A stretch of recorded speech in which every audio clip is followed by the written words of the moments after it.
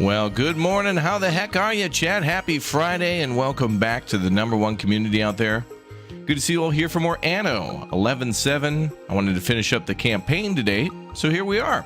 Welcome back. Good to see you all locked in, clocked in, and ready to go. I'm going to fire it up, and we'll pick up where we left off. We got a 7-episode series out for our campaign up to this point, and I figured we would also do like a live stream on it too, to kind of share a little bit more thoughts and get through the campaign and wrap it up. I did hear it was a little shorter. I haven't yet completed the campaign myself. Haven't played co-op, haven't played, you know, like multiplayer or anything like that yet, but I have played a lot of sandbox, and I've enjoyed that part of the game so far. So anyway, drops are on Twitch. Good to see you all here. Good morning. Welcome back. Let's go ahead and hop in and pick up the pace on Albion and whatever else is required of us in Pax Romana. Out now. Just dropped on the 13th. Doesn't feel like it's been out very long at all, actually, even though I've been playing for, you know, quite some time. I've been able to play in advance, and that was quite fun. So let's go ahead and pick up our campaign, where I've already put 6 hours, almost 7 hours into the campaign. But as for Sandbox, I put over 55 hours in. So that's a lot of fun. If we play again, I think what I want to do is up the difficulty, and then probably do like some, you know, more combat in the game. That's something I've done a bit of, but, you know, I feel like I could do a lot more. All right, let's jump in. Mamba. Sees a salad already. Caesar salad? We'll be doing something, that's for sure. Well, let's get the chatty chatters on screen too. Now loading. That seems like a good spot for now. Let's see how that goes. All right, one's in the chat for the #1 community out there. Welcome back, everybody. Welcome to all the new subs. It's been an amazing week here on the channel. Yet another one. Journey to Albion. We're heading back to the future, Marty. Roads, where we're going, the Romans are going to build roads. There is a shortage of workforce in one of your cities. All right, let's focus on our main objectives here. Let's see. Bring one majestic beast to Arthur's court. A decision, your judiciousness. And we have a low workforce, which we got to get those rookie numbers up. It might be because we're building a boat. Nope. Well, let's focus on that problem then. How many islands do we have here? 2. All right. Let's see. Got some trees over there. How much cash do we have? 61,000. Okay. I must be building something that really took all this work for us. That's crazy.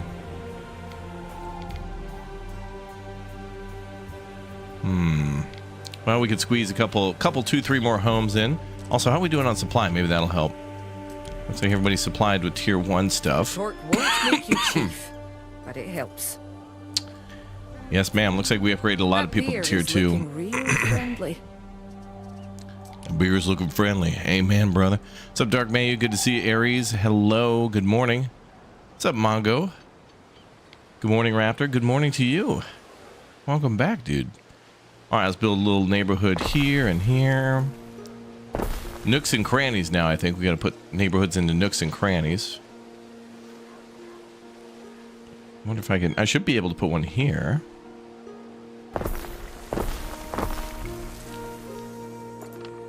If I can build a road all the way around that. Nice, we can.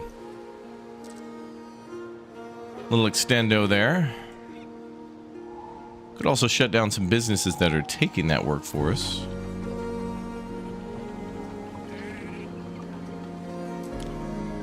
Let's go ahead and shut some of these down.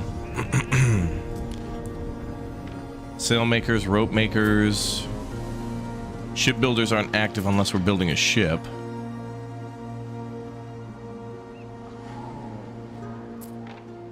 Got a barracks up there.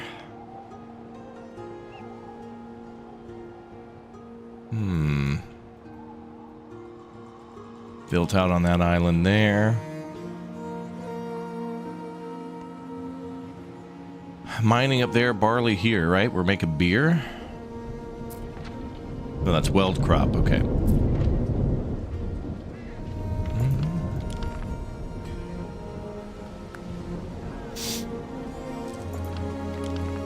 Move our fire department. Oh, what's that? An earth oven. There is a shortage of workforce in one of your cities. Oh, that's going to take elders, I think, to work at. Chief of Chiefs coming through. Love the voice acting in this game. Is this a good jumping on point to try an Anno game? I think so, yeah. I think the last 2 games have been very welcoming for newbies, and also they get very complicated too, but I do think there's a lot of options for new players and for veteran players to make things as difficult or as easy as they choose. So I think any time's a good time to get into an Anno game. Now, I haven't played 2205 or 2070, but I do want to play them after playing this one. You obsessed right now in this game? Oh, really? Well, that's good. I mean, if you like this game, you know, enjoy. Don't let nothing stop you.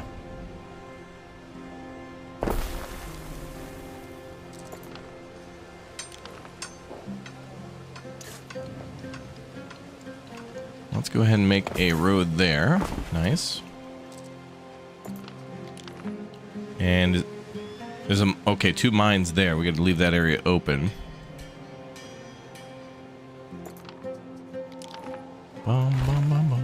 Boy, this campaign city's a real mess.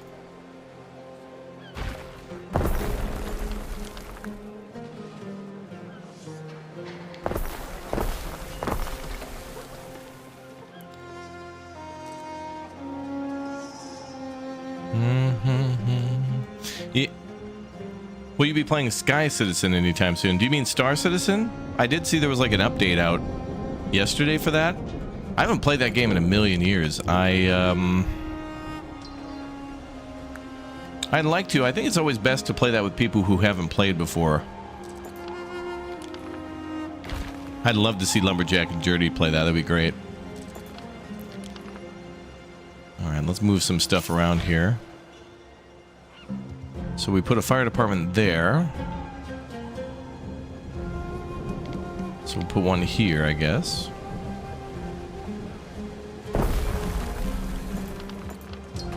But yeah, I'd love to play more of the games we love. I got to start knocking out more games, though, chat. It takes a... I might want to do things differently next year, maybe, where we play one game longer per day and have more complete playthroughs. But I think what chat likes the most is to see, oftentimes, Your not, people are ailing. especially on YouTube, not a full playthrough, but just kind of a first look at a lot of stuff, which is good. But then if we really like a game, like RV There Yet or something, we gotta finish it. Like if it's a really, really, really good game, we gotta finish. And it oftentimes seems like we're playing a lot of really, really, really good games. Dispatch, for example. I even want to play that again.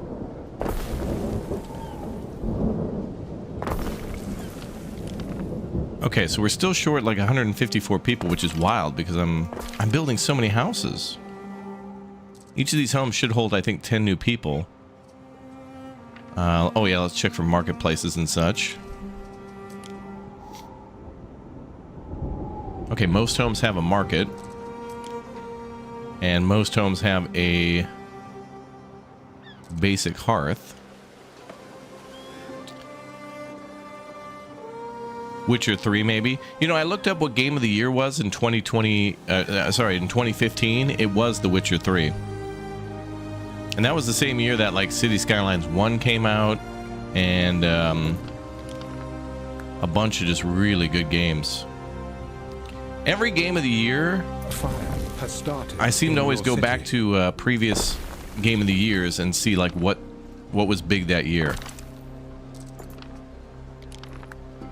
And then you see game of the year and you're like, what? How did that win? And then you look at all the other games and you're like, what? These were all great games. I feel like no one's moving into my town at all. All right, I'm gonna start shutting down businesses. What is that? Saltwort picker, that's gonna be for the earth oven.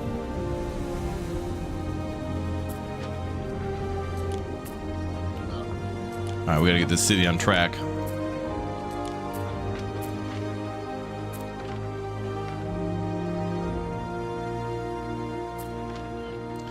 That's hemp farms, we'll need clothing. I'm going to shut down everything related to building materials. Don't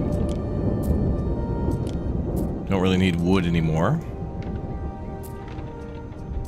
I mean, we do, but we can grab some later. Makes me sad Kingdom Come 2 has to compete with Expedition 33. You know, I was thinking about it. A lot of people were saying they really liked how Kingdom Come was written versus like Red Dead Redemption 2. And I think Red Dead Redemption 2 is a much more streamlined game of go to person, get quest, you know, hear backstory, ride horse to place, get ambushed on way to place, shoot people, get to place, shoot people, leave, shoot people, and then get a debriefing. And that's totally fine. That is a formula that really works well for Grand Theft Auto and Red Dead. And Kingdom Come Deliverance 2 can oftentimes be that way too, but they're very completely different beasts. It's pretty amazing.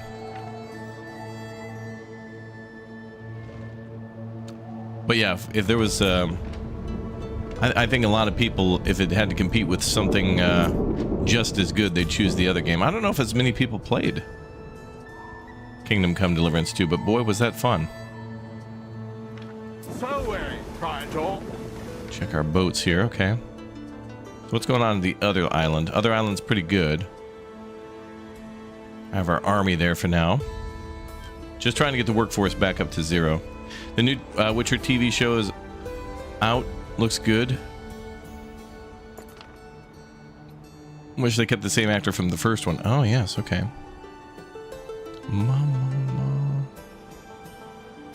Oh, yeah, I did hear that Hightail was saved, but I don't remember too much about the story on that one. Like, I remember hearing about Hightail, and now that game's going to come out, but I don't really know much about it.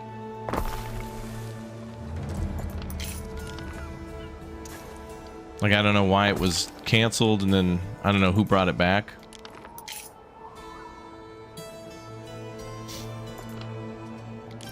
I guess we'll move these up.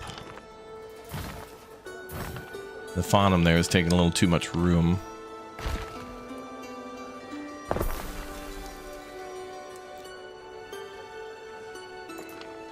Yeah, this is why I don't like the game of the year is just not, that's not enough frequency.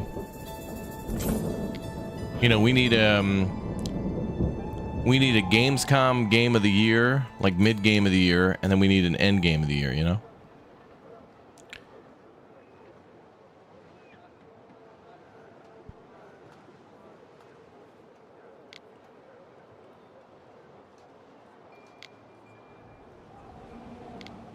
It's just a problem I have where I like too many games. Now let's move that warehouse out of here. What are these? Those are sheep farms, okay. That's another warehouse, I believe.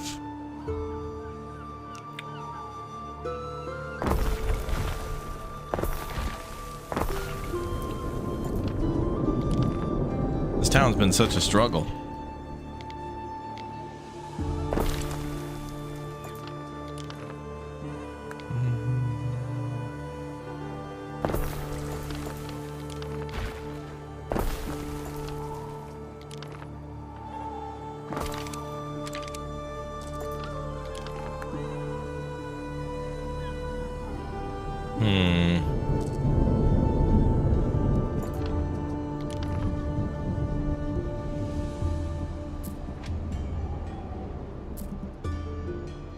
Oh, there's ruins here?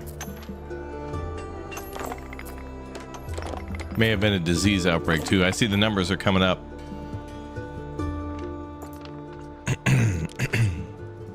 Good to see.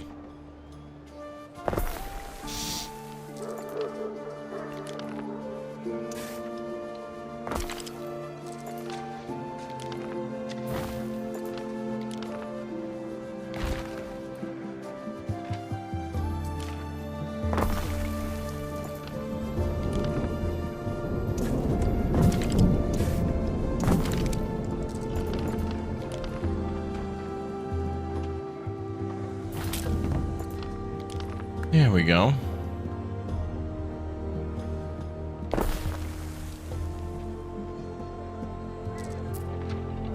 Spinner and another shoe weaver.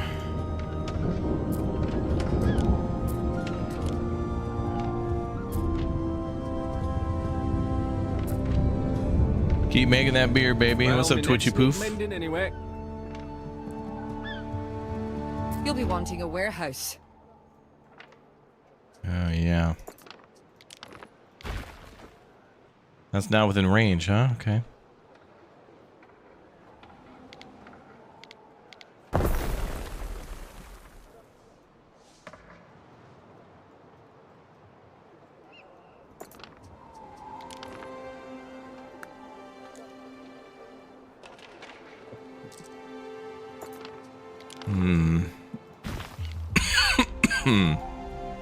That was a good spot there to put industrial. Let's put these over here.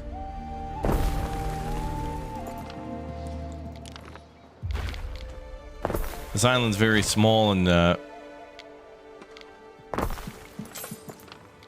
very weirdly shaped. Albion's fun for that, though. It's got weird island shapes compared to Latium. Okay, that's good.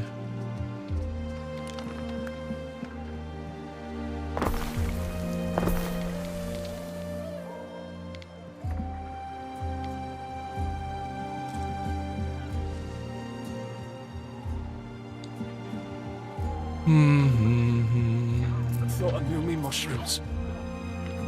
Got disease outbreak up there. A lot of disease. Whoa, okay.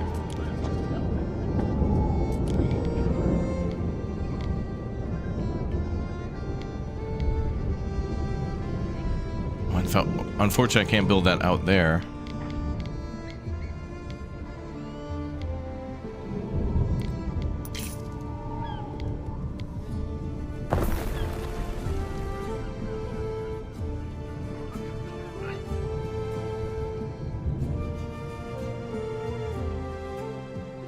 Health is at negative 199, negative 200. Okay, so we're going to need a hospital here too.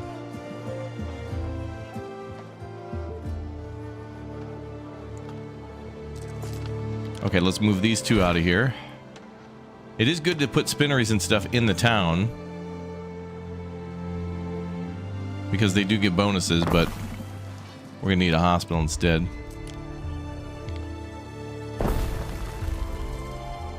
Get those numbers back up. All right, next is fire prevention. We got 3 there, so we could use 1 there.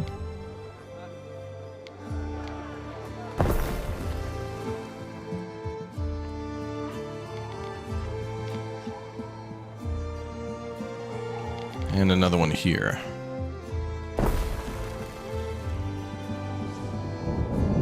Okay, good. Numbers are looking real good. It's now negative 67. Also, now that I think about it, this might be negative because we did have to build an army.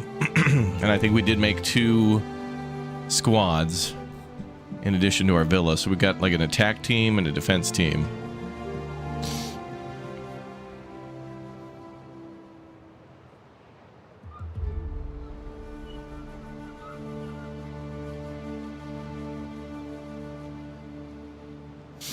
Let's see.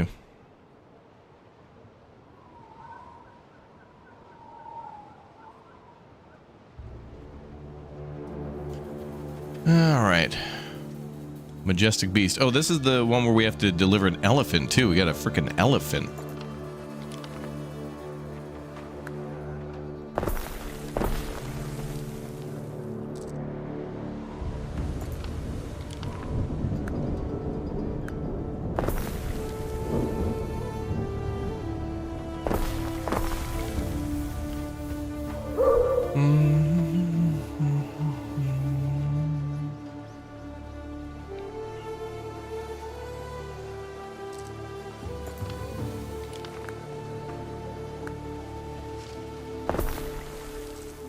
Oh, it's fine garb, this tunic.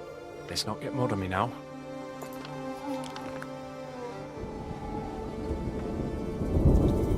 I might need a road out there somewhere.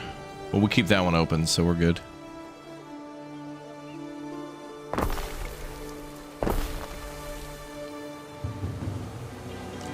Alright, population's back in the positive. Good. Now we'll slowly set systems back online. CS2 videos on the channel. Oh, City Skylines 2? Yeah. Yeah. Yeah, have I played City Skylines 2? For sure, yeah. Yep. I'd like to play it more, actually.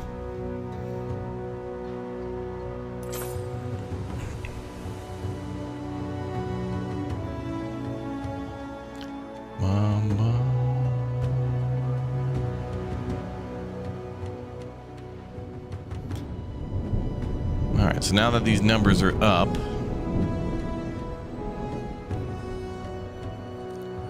we're going to make anything else, we do need to have wood come online.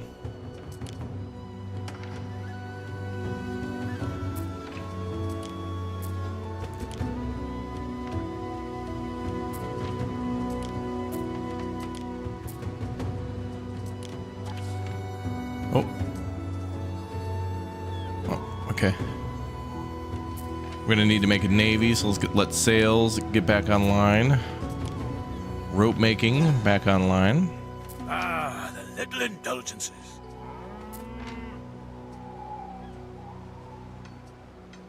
I'm not gonna turn on the tier 3 stuff yet. TGIF indeed. Apparently we have ruins. They should be rebuilding. Sucks because I can't make a hospital down there. I got as close as I could, though. I could try to make one there.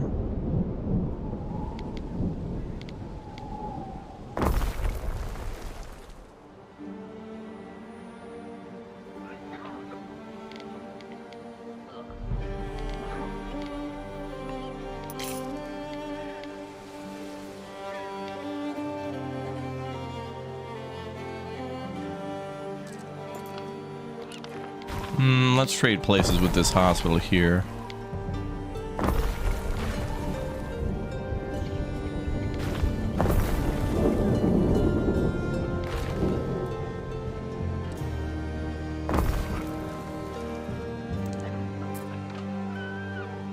Okay, that should start fighting the diseases. Good.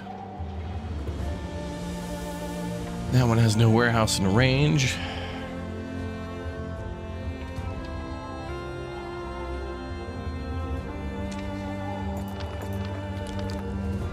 That's going to be some prime real estate we need for houses and stuff, so that's fine.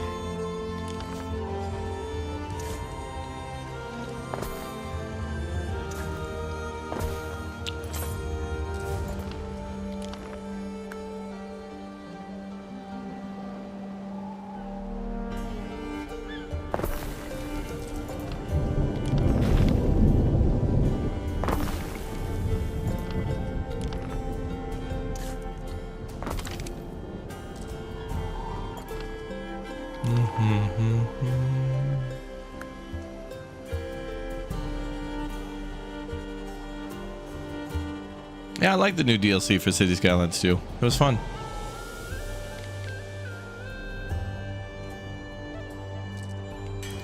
Oh, that's in much better shape.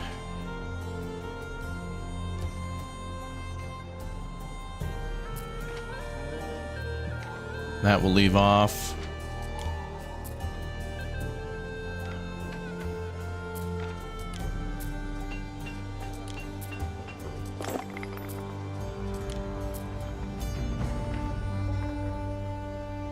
Shout for me if you need me.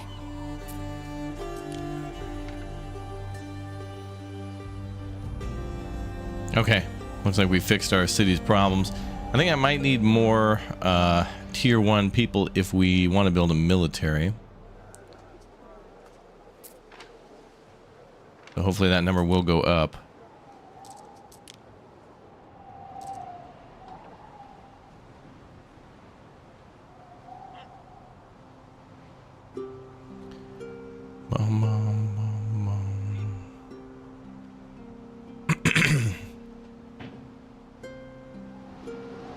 Okay. And I hope health will improve. Okay, let's get to our task now. So we need to deliver an elephant. Wherever that is, LFI know.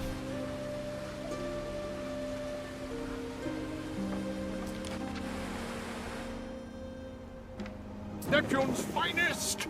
Ready! Oh, there it is. No, that's Brazen Bull.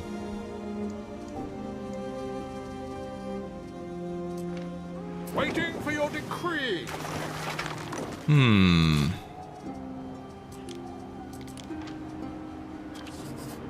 I got troops on this ship ready to go. What say you, Roman? Not paying your ransom, ma'am. After that failed expedition in Arabia, I know better than to complain about water falling from the sky.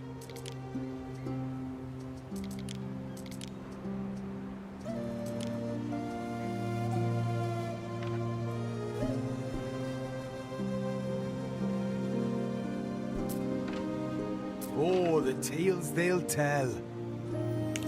I don't know where... What does this guy want?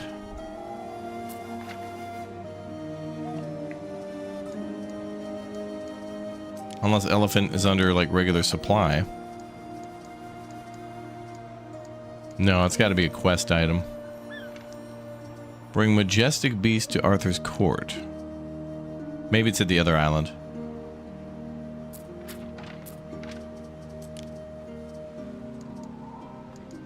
No.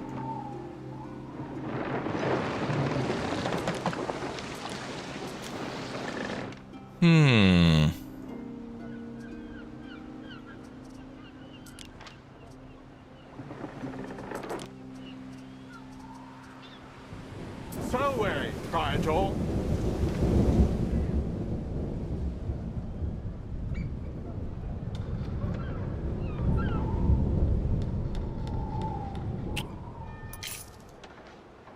Beast of Lore.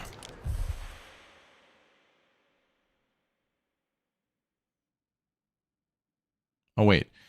The heresy by the Bardic Hearth is a majestic wild pig has been sighted in your marshes.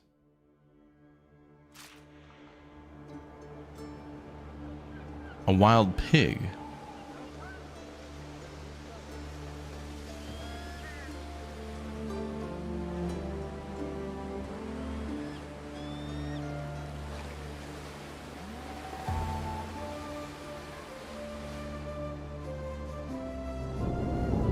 have no idea.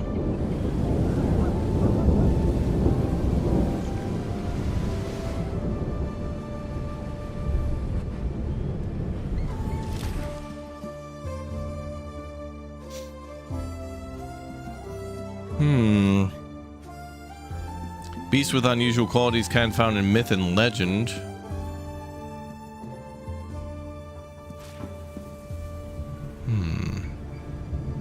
It has a holiday island by sandals, yeah.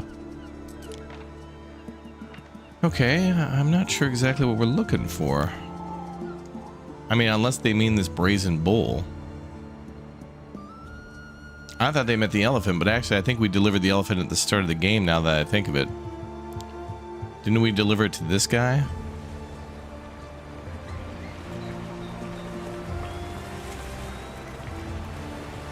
Oh, you're Silurian. My husband's father hails from over there.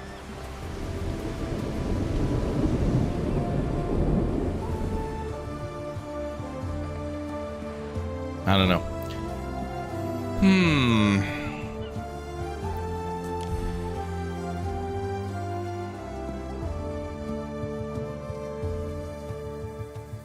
Secure the limes. Build 100 walls around your city. Build gates.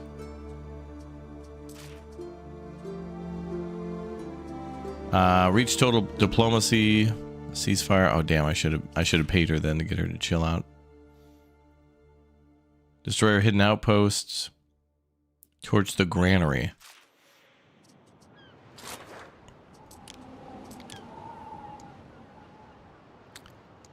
I want to do the diplomatic solution because it seems just more challenging.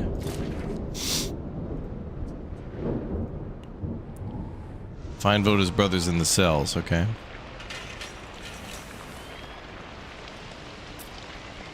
They didn't like my tattoos. Apparently my Latin grammar isn't as bad as I thought.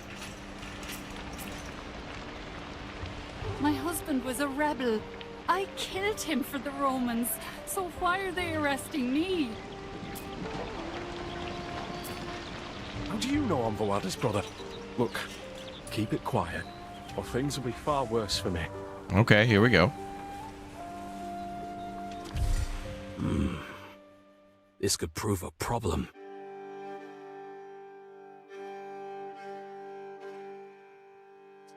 Why are you so interested in that one, Governor? Ah. Procurator, A vital capture for the safety of this province, that one. Claims he's a lootist, if you can believe that. Rebels have burned down every taberna he ever played at. Other than that, don't know much about him. Except I can't afford to let him go.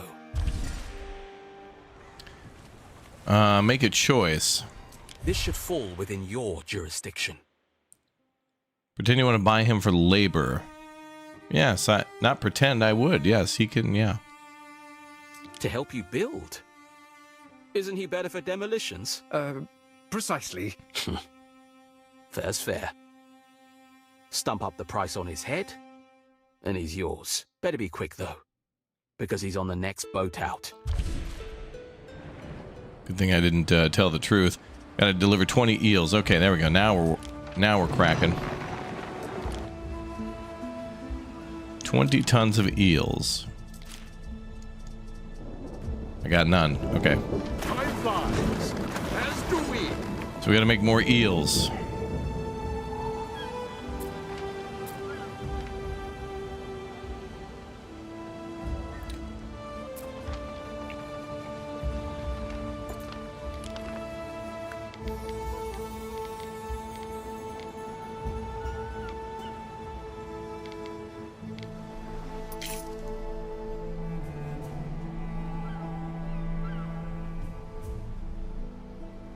Have one work over there.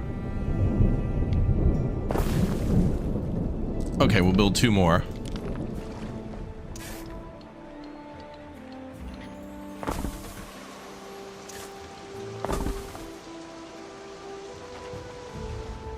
Oh, they actually have to be plugged into a certain spot.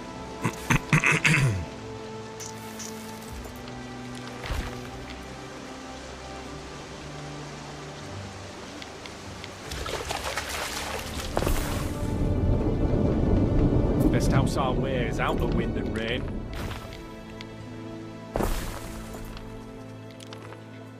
Okay, connect that up. What's a tree with no roots?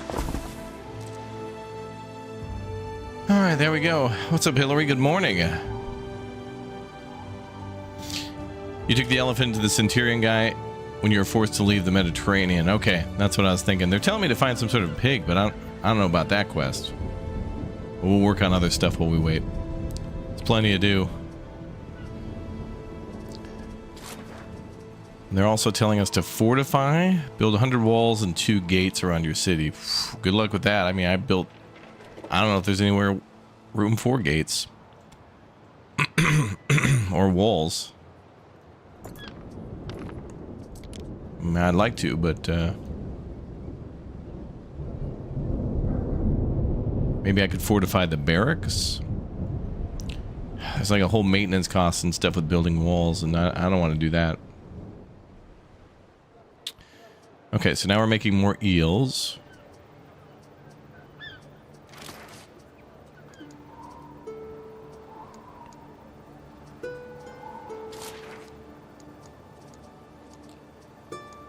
It's interesting. We got a lot of military solutions. We got to conquer her island and the Hall of Chiefs. Sabotage.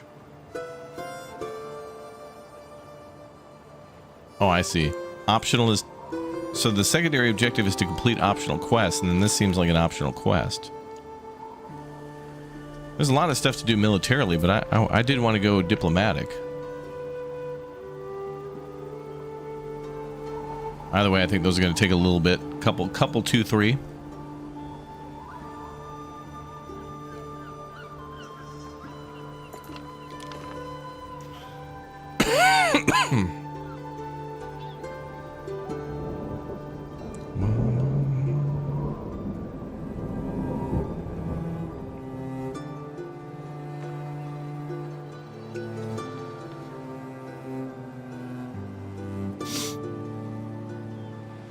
What could you possibly require?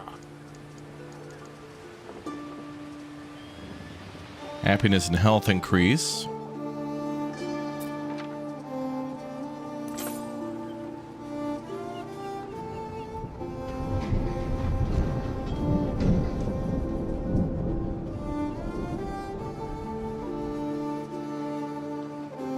Okay, we got some pretty good specialists here, actually.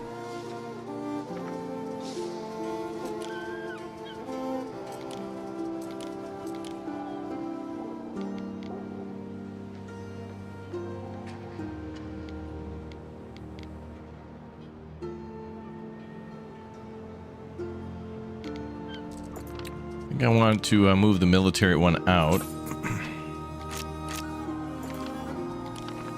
and fill that with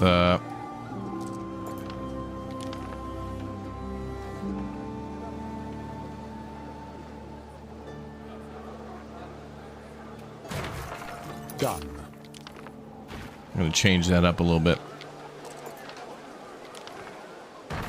A structure is under attack. Oh, great. We're being attacked. Where? Oh, hi. Cohorts at your command. We're being invaded. We're being attacked.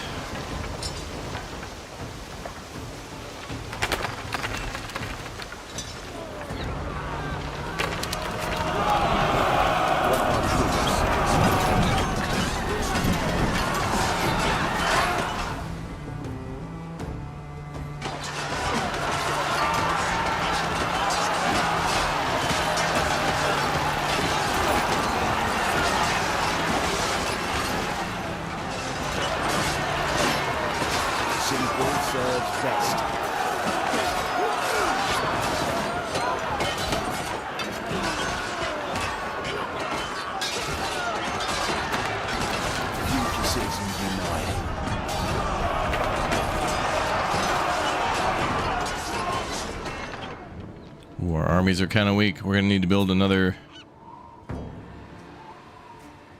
Now we're out of weapons. I'll have to choose to import some.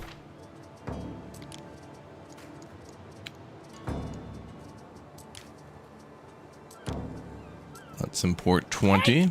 No prisoners! You mindless devourer. Hey, ma'am, you invaded me, okay? Moonlighter 2's out on consoles, yeah. We've been playing that in the last couple of days. Moonlighter's a lot of fun.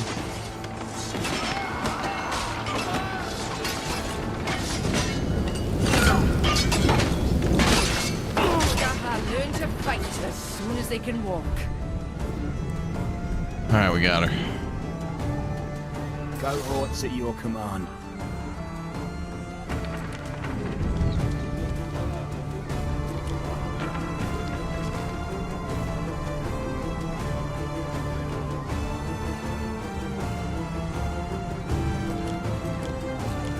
Well, that was close.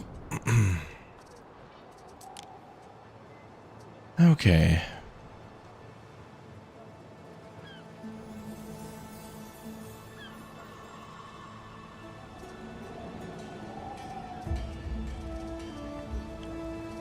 I want money to be well over 1,000. We won. We defended ourselves. Good. Glory to Raptoria on that one. Okay, and how are we doing on the eels?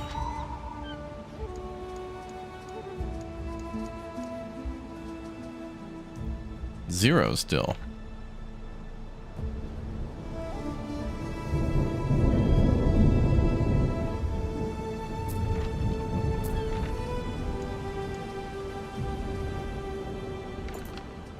So it looks like we need more eels, more cockles.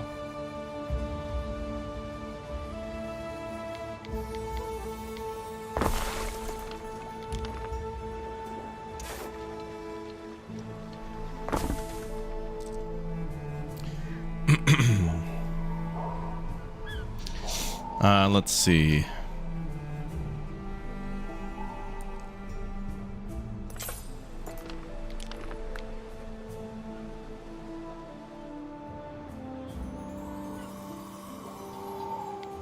We got 3 buildings making those.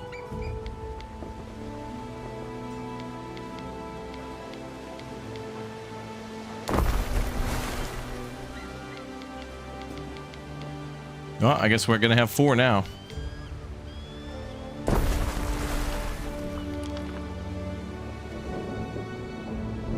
Or 5? 3, 4 or 5 now?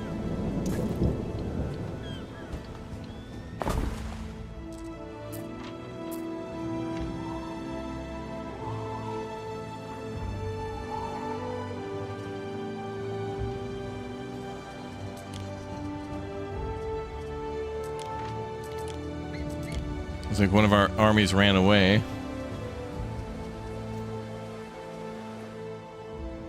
How do we encamp them? Patrol, escort, disband, or workforce?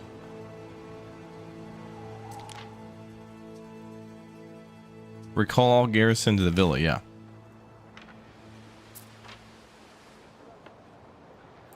Okay, anyway, where were we? Let's try to move that building.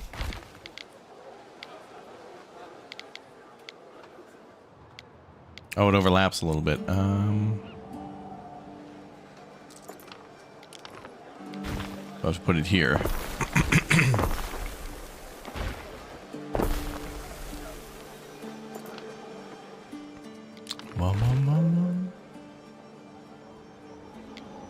Maybe like that, okay.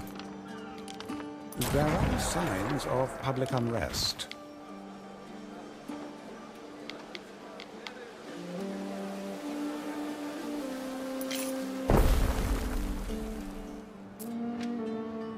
All right. Governor? So that'll improve health and happiness. And then health goes down, lol. Well, it's a constant battle, honestly. What's up, Phoenix? Good to see you again, too. Welcome back. Oh, there's a little unrest there.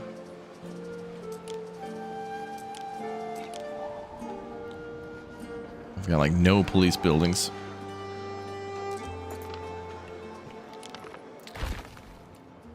We'll move our shipbuilding over here to this quote-unquote industrial area. relocate if it's under on rest. Okay. We'll work on that later.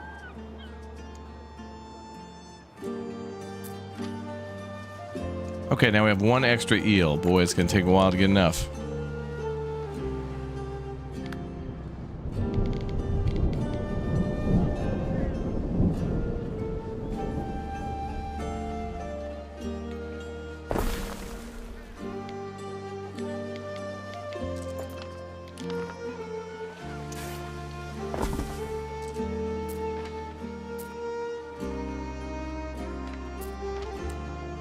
Okay, those numbers should go up. We need another woodcutter. We got 3.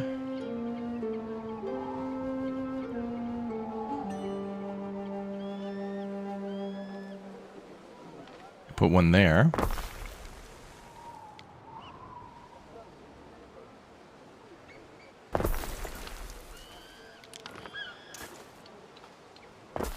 And there. Okay, so now that means I should be able to delete this one here. And we can reclaim more of that ground for city building.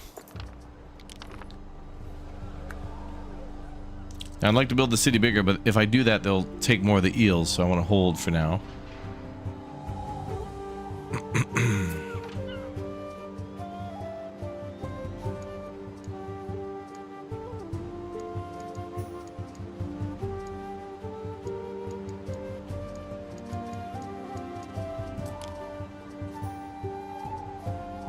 More tunics and shoes as well.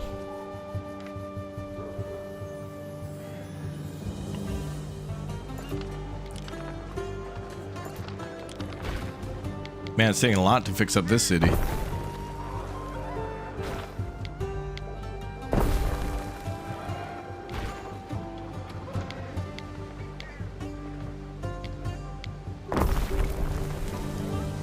Okay. Bum, bum.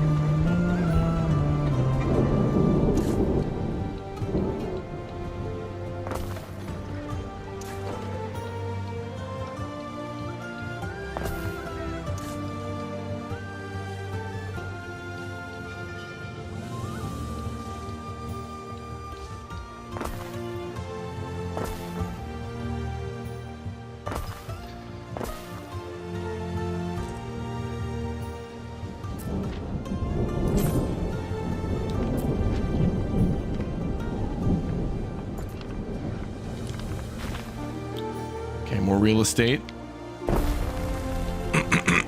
for home building. Good. What's up, Gallon? What's up, Nerdapalooza? Welcome aboard, guys. Hello. Good morning, everyone.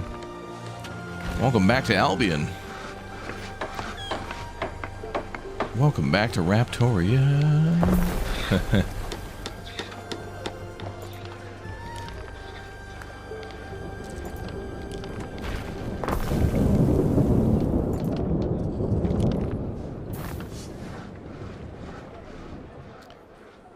Maybe I can change up how that's built there.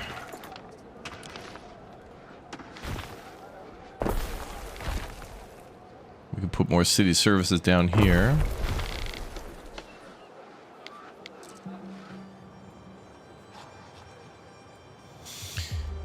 Okay,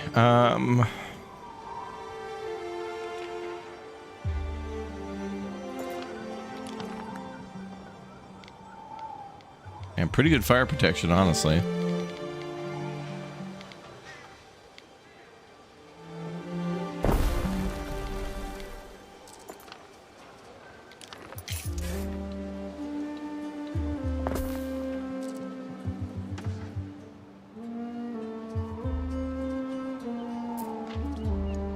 Okay, so we need more tunics and reed shoes if we're going to keep population up. We only have 4 eels at the moment. We need a lot more. Don't be going to market for a friendly horse. Yep, they want more reed shoes and tunics. Okay, so we can improve on that. So how much reed do we have?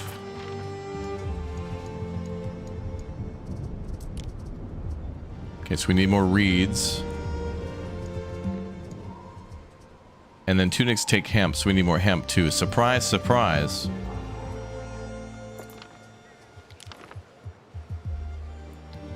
Three marijuana farms are not enough. Although, we've been using hemp to make a lot of rope.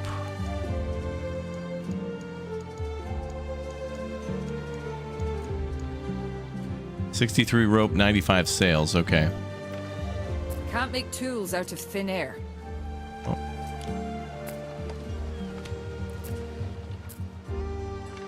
Okay, let's pause our rope production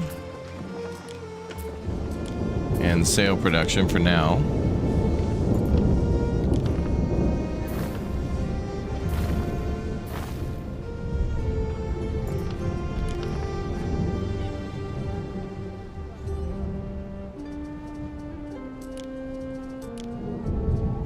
I need another couple, 2-3 reed farms.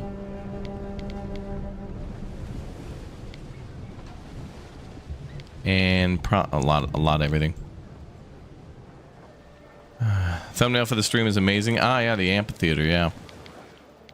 It was a good picture. I wanted to, like, use it. I don't know if we'll build an amphitheater in the campaign, but I would hope so.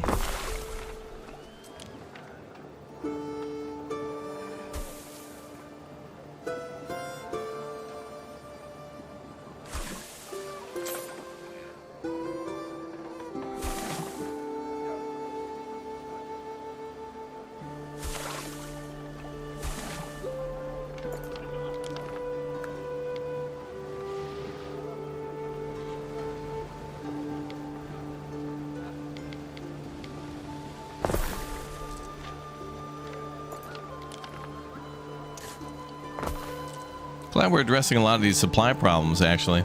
There was a lot of issues here.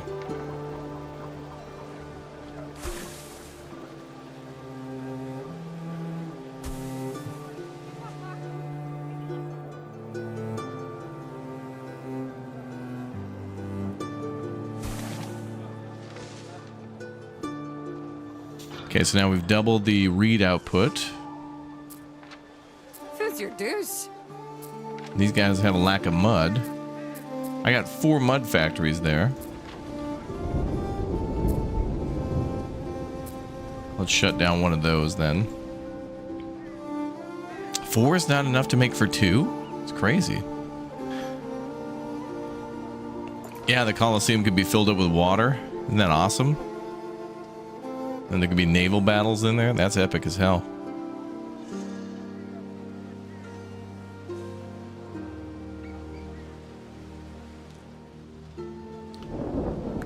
Okay, we need more marijuana production.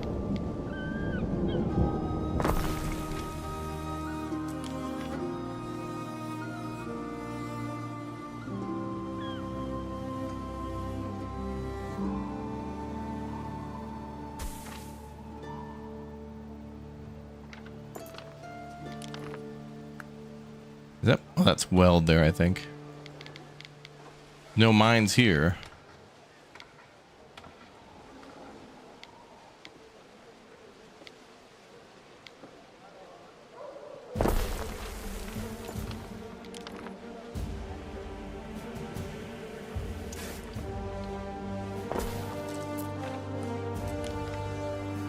Okay, we'll grow everything up against the mountain.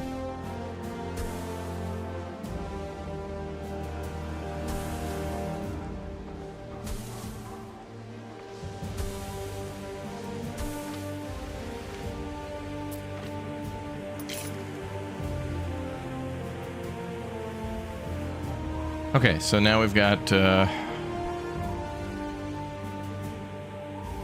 bunch of hemp coming in.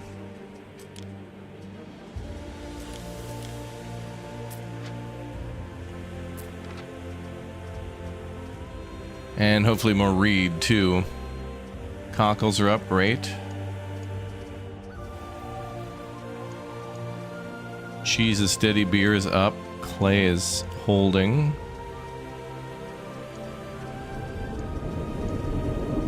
Weapons are here.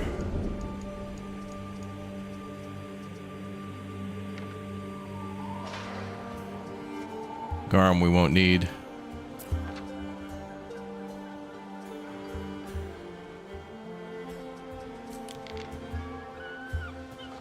Oh, I have like 4 weavers around town? Jeez. These are crazy numbers. Let's also generate some knowledge too.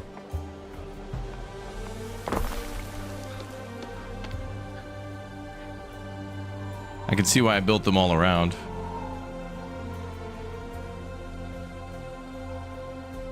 Boom, boom, boom, boom.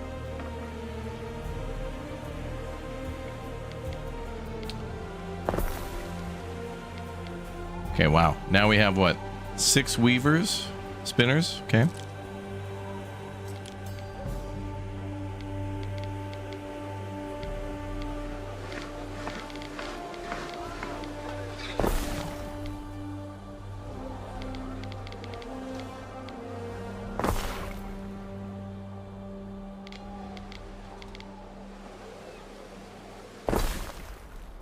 Oh wait, there's one already there. Try not to let them overlap too much.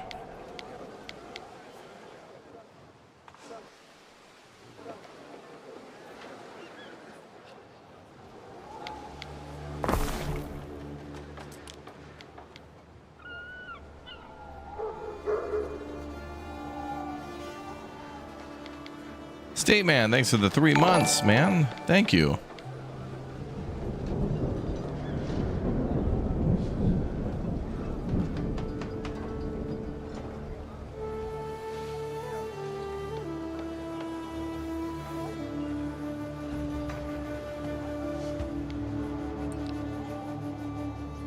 Okay, we gotta put one more down somewhere.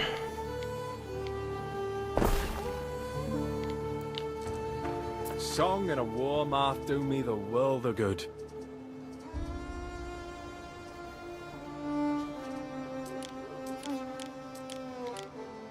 Okay, shoes are improving, but I don't know about weavers.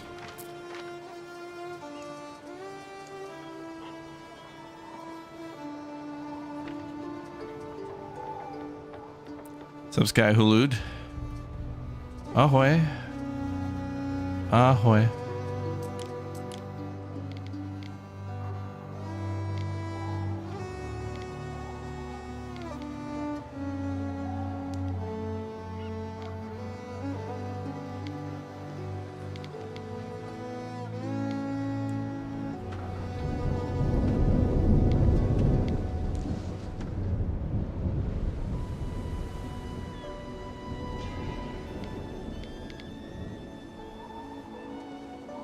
There's a green check mark next to those farms. Is there some sort of synergy to that?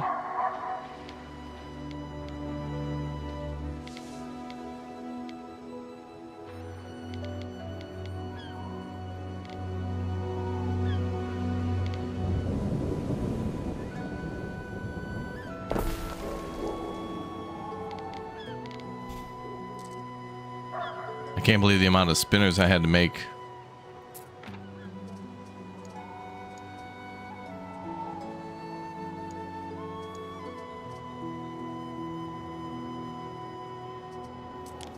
I think I'm gonna just try to start importing things because, man, we can't keep up with these numbers. I built a lot of everything.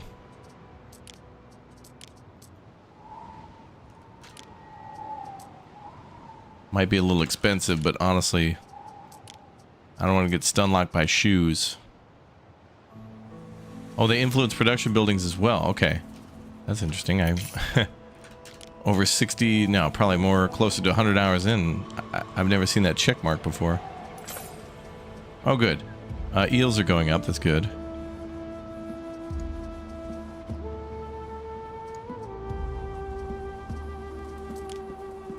Just gonna make sure we have a minimum of stuff. Emergency. Okay, that's cool.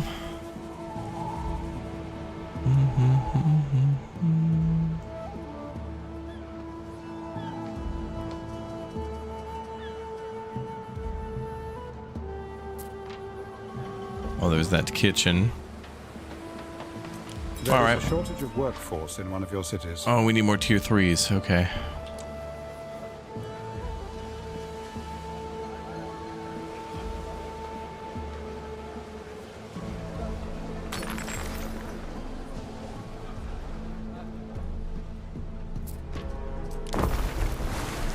Okay, now I can produce this. It's not good if we've got no goods.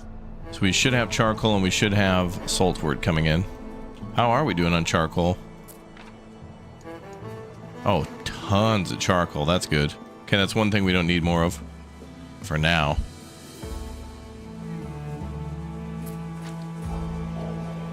There's good eating on cockles, and not just for crabs. Okay, so reed shoes and tunics are coming in. Finally. And these guys have their trousers, torques, clan shields, drinking horns, beer. Okay, things are looking much better. Oh yeah, okay. They pretty much got everything they want. Tier 3s probably don't have everything. in the sports field when I was your age. I could throw a spear and kill a man on the next island. Wow. Elder Council and Theater are needed. Cloaks and fur hats. I don't think we have fertility for fur hats. Nope. I think we need beavers for that. Chariots and fine glass is going to be later. Morrow and Sacred Grove. Oh, and we have research coming in. Researching wells. Gods. Office limit +1. Shrines, I can't build those without concrete. That's going to be from Latium.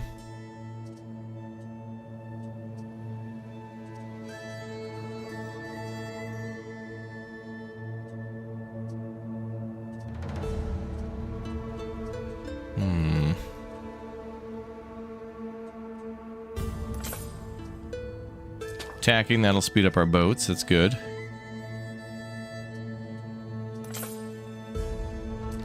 Happiness area effect increase for the police department, hospital, and fire department. We're going to do those researches, yeah. Funeral games, okay. And more prestige from the universe, I mean from the villa.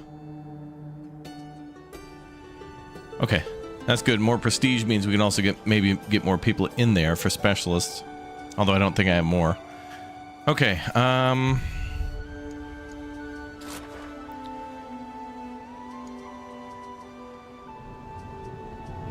so how do we get our relationship up with her? Where's diplomacy? All out war, damn. Can I send you a gift? Request ceasefire treaty. Request trade treaty. Offer gift ready.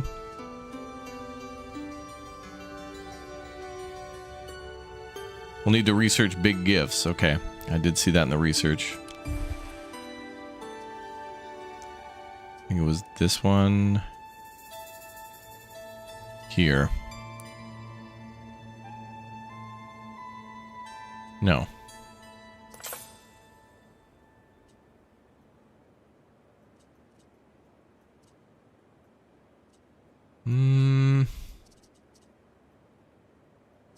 That one. The art of gift giving, large gifts. Okay, there we go.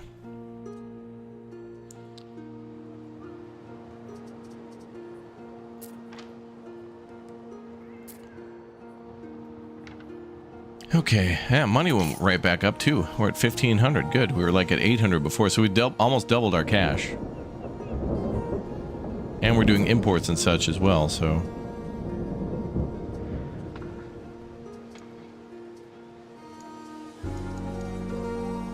Beer's going up, love it.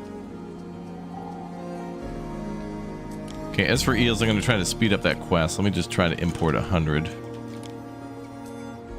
as a one-time delivery. Hope that works.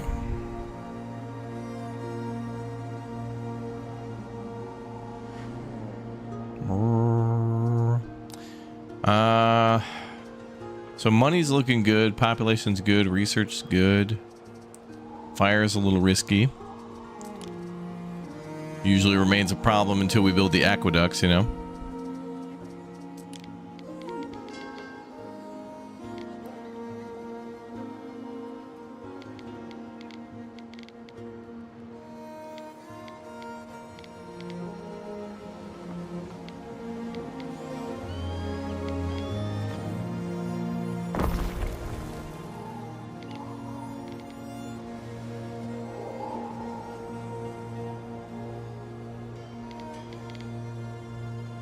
I think we did as best we could for fire prevention there.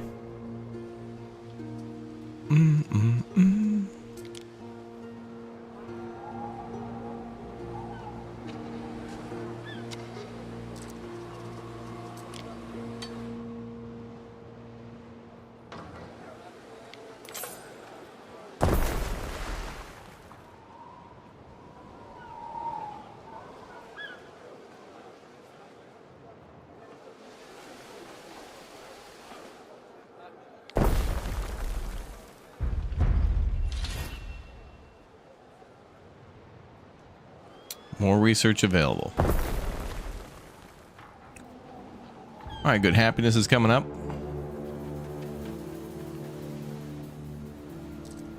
I think we did a good job of improving this town. Those are some crazy good improvements. Happy about that. Okay, we got 81 eels. We're almost there. So we'll do that quest next. Beast of Lore, I don't know about that one.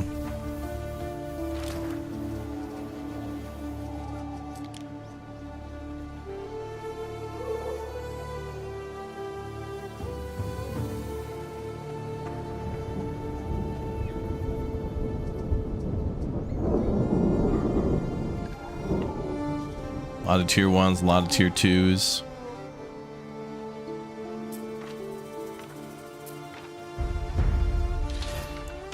Well, research complete. Well, that's all well and good.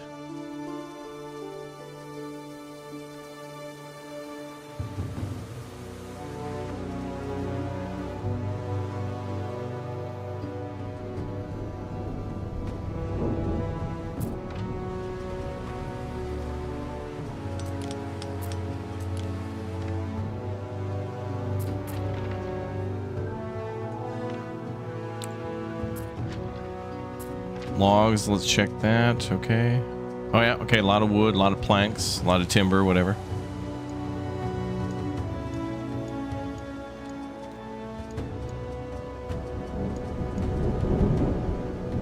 Roast beef's coming in, good. Okay, maybe I'll import cloaks too. Maybe we'll just import some stuff until we've until we can make our own, just so we can like supply them with it and keep them happy.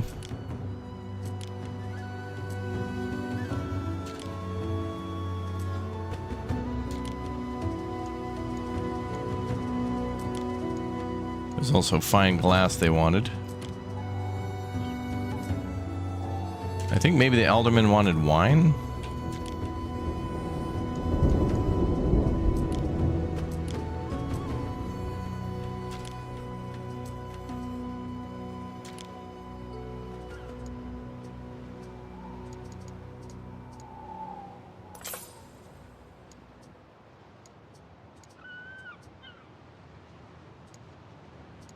Oh yeah, we already got the wine going. Okay, good. Tier 3's bringing some good cash.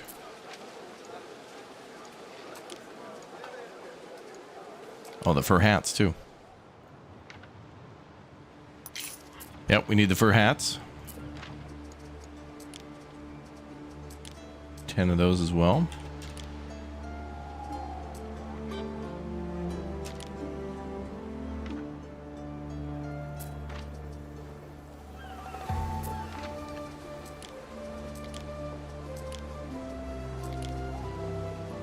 I never say no to a beer. Hell yeah, brother.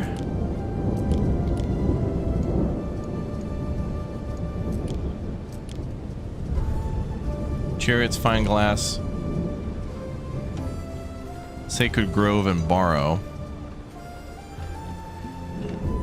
Some of those buildings I don't think we're going to be able to build. You love these games until late game, then you get overwhelmed by production. Yeah, I was feeling that way too at the end of our sandbox series, where I was supposed to make a bunch of chariots and things like that. It was just easier to import those things. But I also think if you're playing competitive multiplayer, that is something you're going to have to do too, is just import some of the things that you need, even if it's basic raw materials.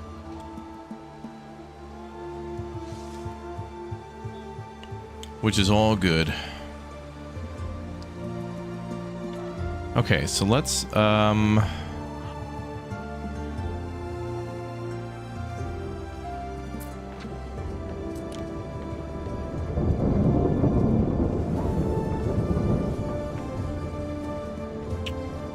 have 1 out of 2 garrison units. How do I make another garrison unit?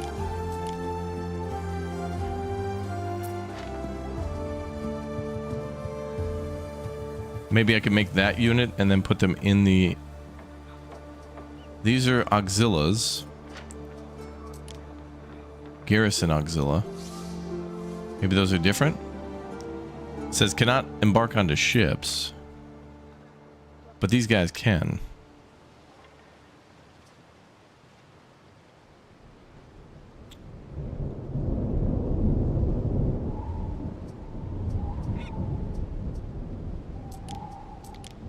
Well, I do want to be able to defend myself, so I'm going to make 2 of those. Yep, that took up all of our tier 1 population. Militaries are expensive.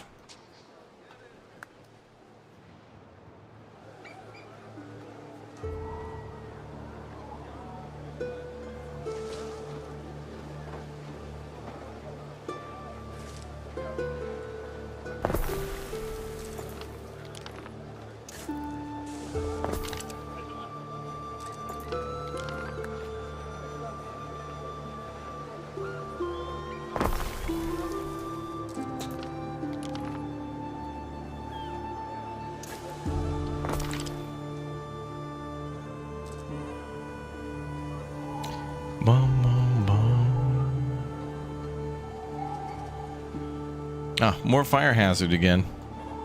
You know, it's constantly raining here and all the houses are made of mud, but always a high fire hazard though. It's like the endless springs of Farthest Frontier.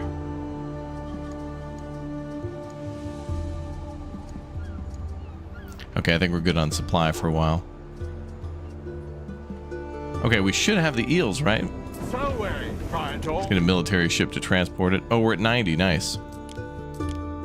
Okay, 10 more and then we're good.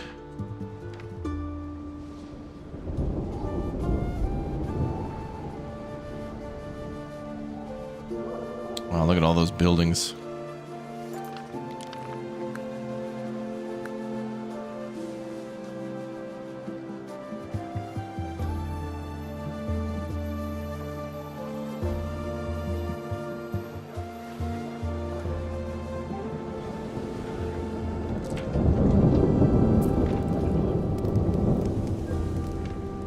Making some beer.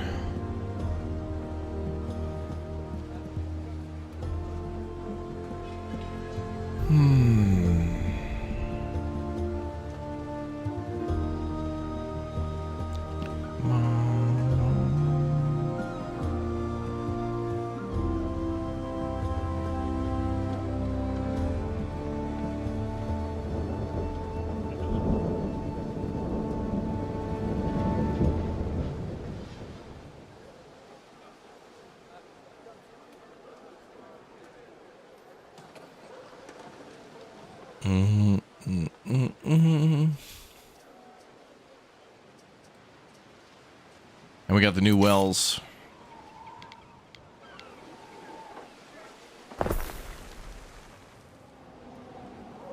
Well, well, well.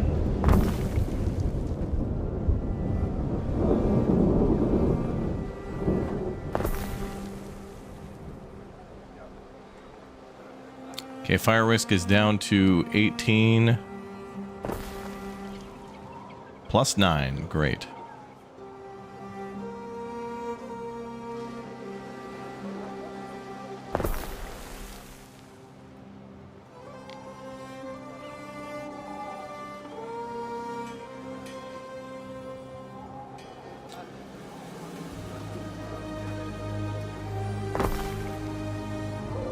Plus 62.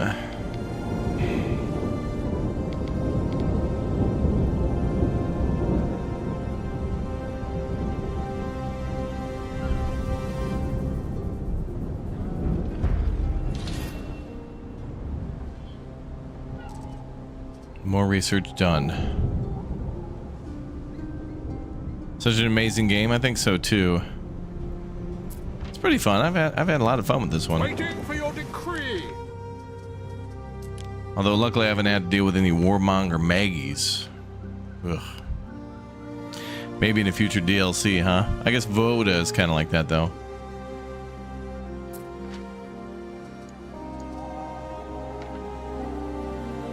Okay, we need a couple more eels, then we're good.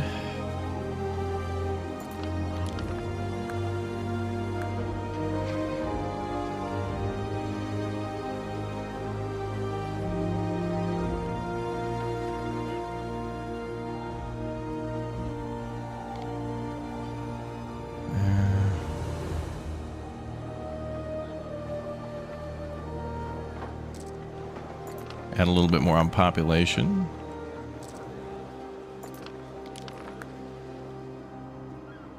A new unit has been recruited.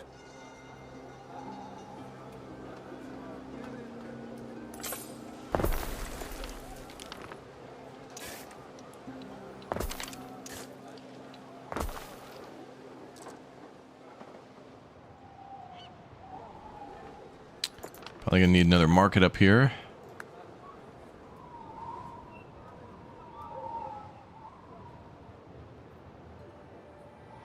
And maybe a barred hearth.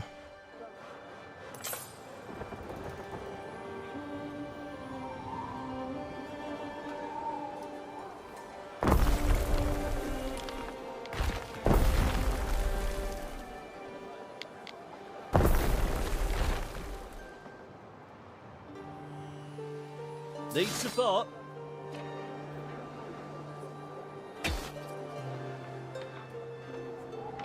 Hope they can garrison in the villa.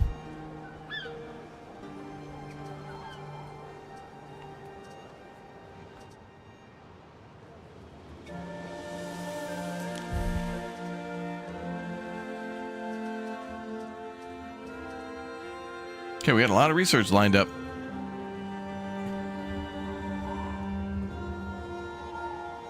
Okay.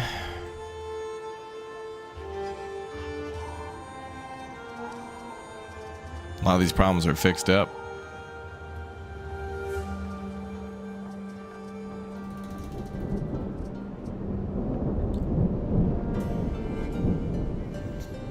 So Papa Pards.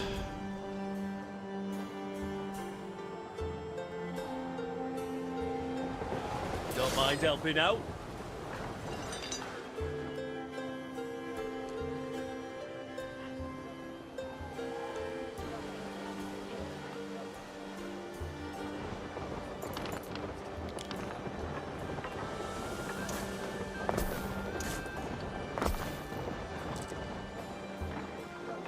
Front line gets the view.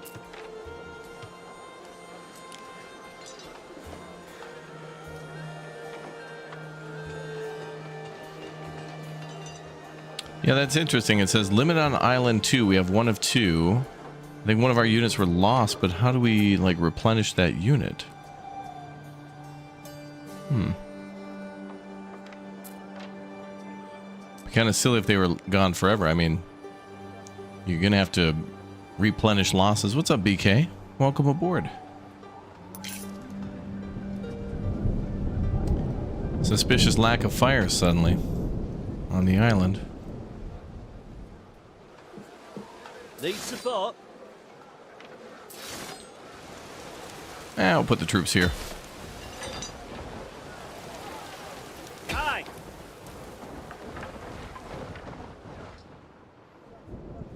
Okay, we should be ready with the eels now.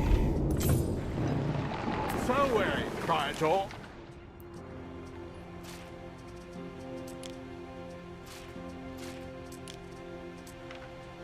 We stand, waiting. Let's go do a quest.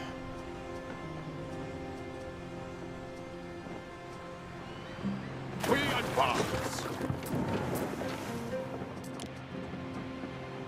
Ooh. Oh.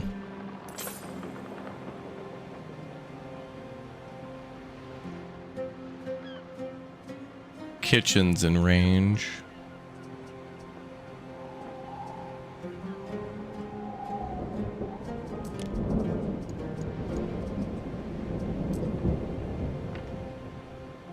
What about Manx?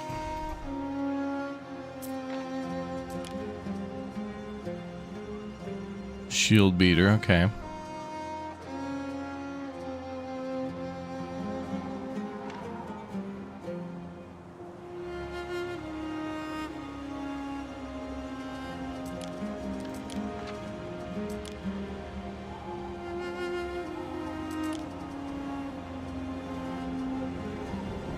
Oh, we have auxiliary troops here.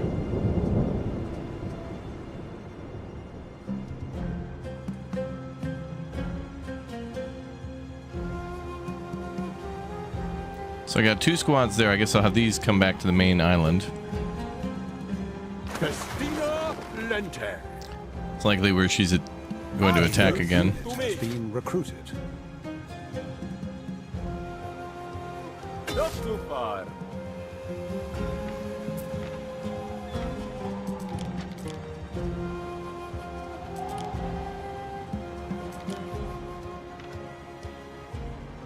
Boom, boom, boom, boom.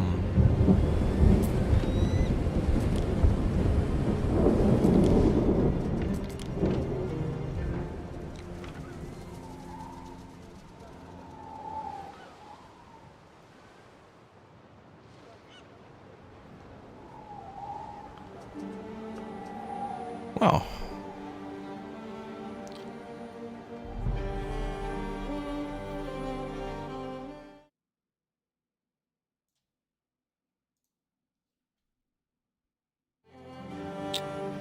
All right. So the eels are on the way. We've got plenty of other quests to do. A lot of them seem to like be pushing towards the military. And the military seems to be long and expensive, like diplomacy too.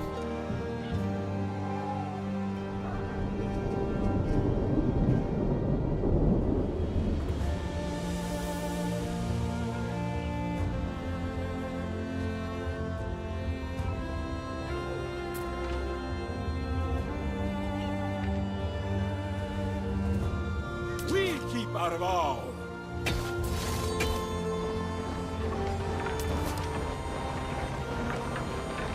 Careful. Okay, we'll go around in the corner.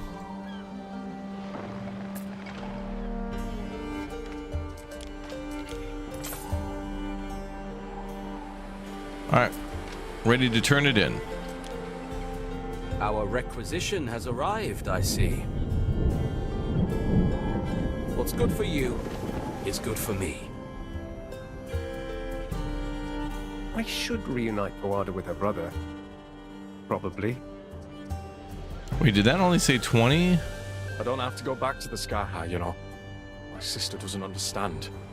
Never chose the sword like she did. I don't like killing people.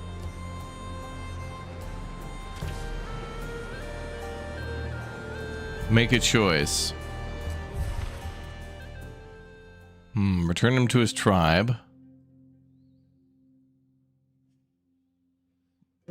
She'll like this.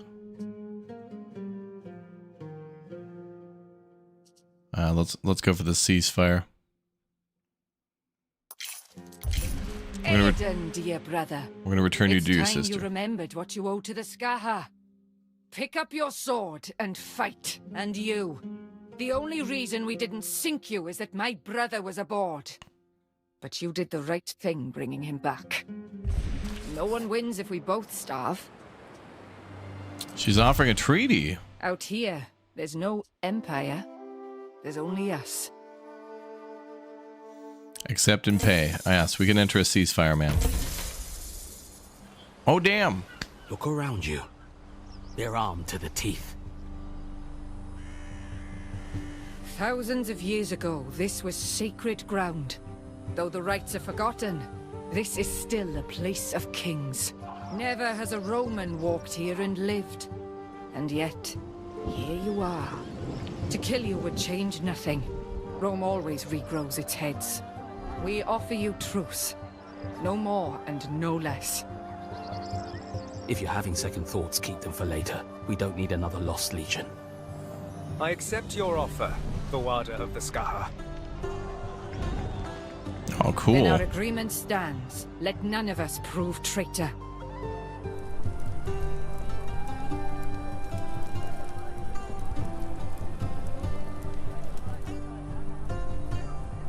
Never thought she'd respect anything but the sharp end of a blade. The gods must be on your side, mate. We're all right. We're alive. And the Skaha brought beer. Hell yeah. I think I'll push my luck and ask for a pint.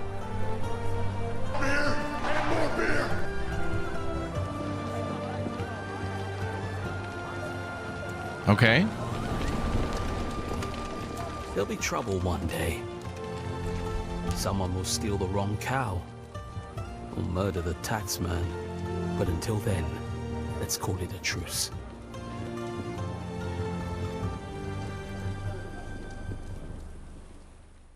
Good. That's good enough for me. So, Praetor. I expect you to keep the promises you made. All of them.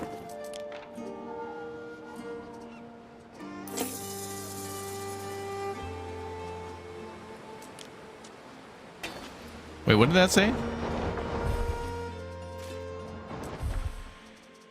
You were victorious.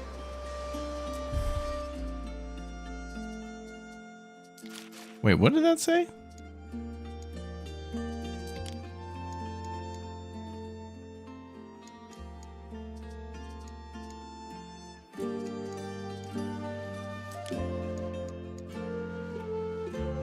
Put an end to the conflict with Voda in the campaign.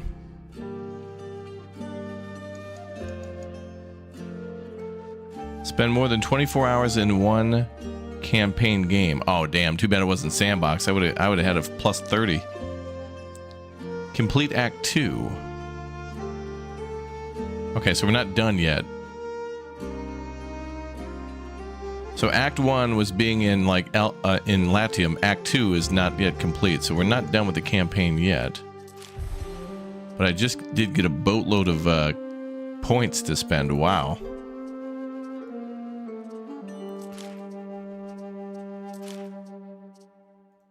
Oh, the moss-covered buildings look cool.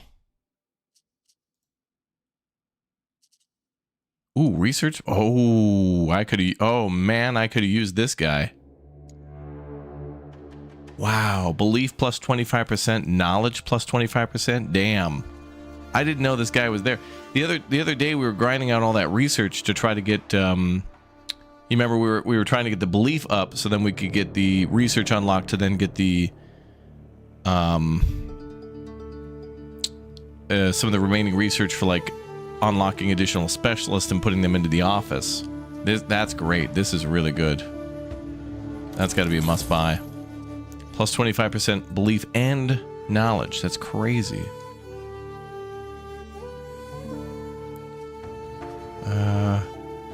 Wooden colonnade. That's nice. Anything on tier 1 I want?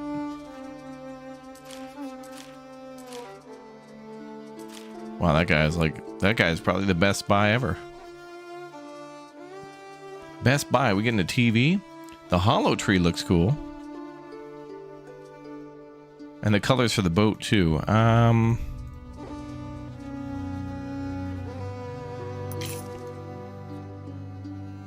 like the naughty mosaic. It's very naughty. Very naughty. I'll take the hollow tree as well. And I think I'll save some more points for maybe the colonnade. I won a diplomatic success, which may not seem the hard way, but was. I should be pleased with myself, shouldn't I? Yes. I think so. Emperor Calidus might see something in me after this.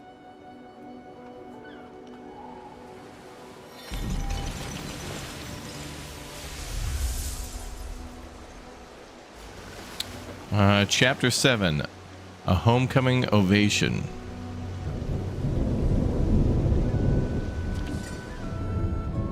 Governor Naucratius, what do I hear? The Celts have finally decided to kiss the dust? It seems your poking has been crowned with success. You gay. And Albion tax flows steadily once more. I need men with your talent, which is why your exile ends now. You shall have an ovatio on your return. I will see you in Latium. All right, well, welcome back to Latium. Okay. All right, so that was relatively easy. Like with Voda, I guess we had a choice. News, Governor. And an ovation. Few get those. Anyway, come and see me before your head gets too big. So basically, it's like rescue her brother and return him, and it said, oh, a ceasefire is more likely. It's like, no, almost absolutely guaranteed. Like, if you rescue him and return, war's over. But the choice of going to war is so much longer. Like, you have to destroy all of her supply depots, all of her trading ships, then you have to corner her, like, basically here and then invade. We've kind of already done this, though. In the Sandbox series, I launched a massive invasion, but if you're going to go to war with her, that adds like 12 hours of the campaign, in my opinion, because I feel like you should probably get a whole nother island and then have like one island making all your ships, one island making all your troops, and then maybe another island making all the siege weapons you'll need.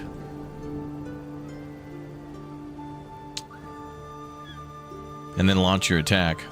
I'm back off to Latium now, Chieftain Anxious. Governor Naucratius, I won't be riding chariots down Golden Avenue, so I'll say it now. Remember what you came from. No chance I'll forget that, Manx. I've worked hard for this, as you know. But I want to do more. Do Latium my way. You've changed a lot, you and Ben. But it weren't a fluke. Even with your self-doubt. What? The self-doubt you wear, the shaking flanks. Takes one to know one, you see. I never believe I can be Chief of O'Capel. I deceived myself too, Manx. Told myself I couldn't do it, but look, I can. And I can still do more. As long as you can handle the responsibility. You're gonna have 2 provinces to manage now. Okay. So now we have 2 provinces, right? Okay, so visit Corvinus to wrap up your business. So if you go diplomatic, you can do that, and that kind of beelines you going back to Latium. So if you want to go back to Latium and build there, go diplomatic. That'll shorten that up real quick. Also, I didn't even finish this Beast of Lore quest. I still don't know what... I'm not sure what to do with this quest. By sending you out on this quest, you sense he is appraising your sustainability. Heresy by the Bardic Hearth is that of a majestic wild pig that has been sighted in your marshes. Like, I don't know what that means. Like, do I go to the marshes to find a pig, like, just randomly, or what? Usually quests require you to, like, find something and then click on it, but I have no idea.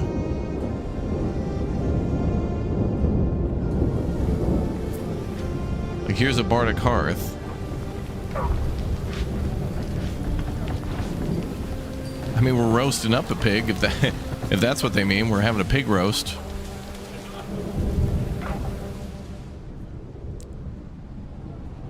I don't know.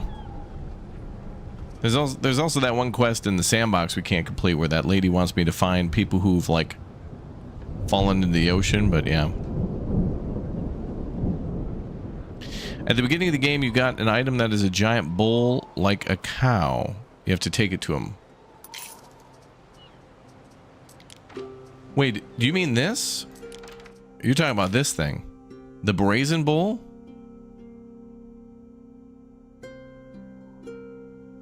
Because they mentioned,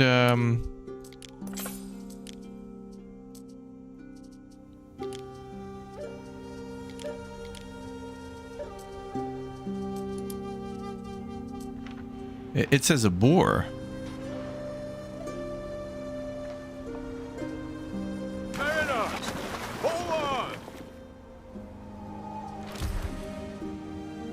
Majestic wild pig sighted in your marshes. But I'm supposed to give him the brazen bull? Yeah, a pig and a bull are kind of different. And telling the player that you need to find them in the marshes that's very misleading. That is weird. That's like telling a player, go up to the bell tower and get the sniper rifle. Meanwhile, what the game wants you to do is go to the basement and get a shotgun. Like, those are completely different things. That is weird. What's up, Jackson?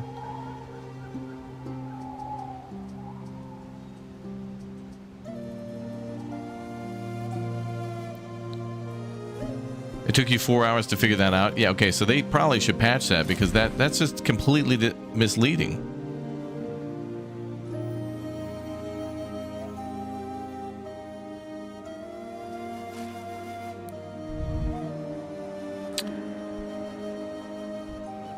Because I don't think the player can do anything with boars in this game. But you can do things with, you know, cows, basically, with the ox.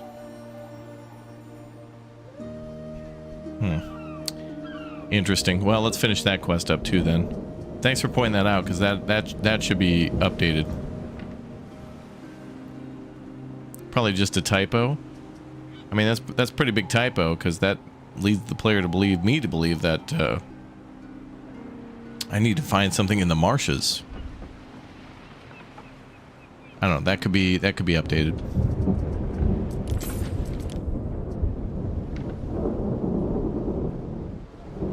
Okay, well, we got troops on standby. I don't think we're going to war, though, with her. That is really nice, though, that you have the option to kind of, like... I think this campaign has a little bit of replayability, though. Because you could play as the brother or the sister, and then you can go military or not. And it's going to take a while to get down to her island and actually attack it. Like, I've done this in Sandbox, and it does take quite a bit. Although apparently all we really need to do is destroy the towers and her keep. But at a certain point, her troops will attack if you get close enough. And some people were... Well, I did a video on the military of this one, and people were mentioning all these different tactics we could do. And I completely agree with, you know, flanking with cavalry and things like that. But there's not enough room, really, to, like, flank. Like, we're on a beach. You know, it's like... telling the allies to dude, just flank on D-Day. It's like, well, can't really do that. I mean, you're on a narrow beachhead. There's not much you can... the only way to go is up, off the beach. We're fighting on, like, kind of small islands, so tactics are kind of hard. It's not like with Total War when you've got, like, a big city in the middle of a desert, and then you can flank all the way around the city.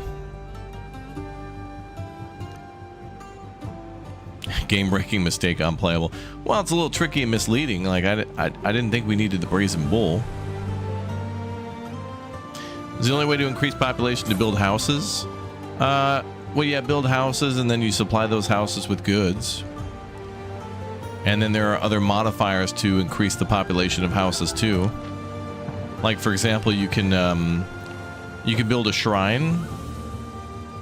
A couple of different shrines and gods will increase the population. Oh, and also specialists, too.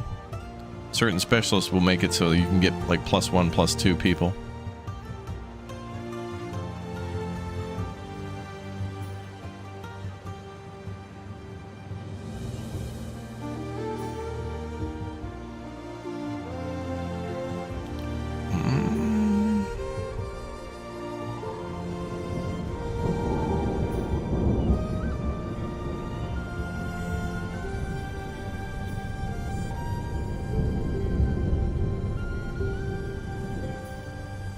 Alright, is our boat here yet? There it is.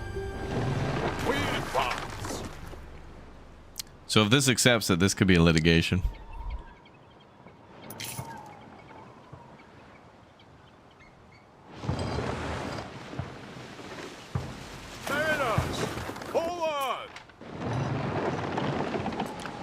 I will not ask how you That's a litigation. with a hide of bronze, but it must have been a fine quest. Nobly done. We advance.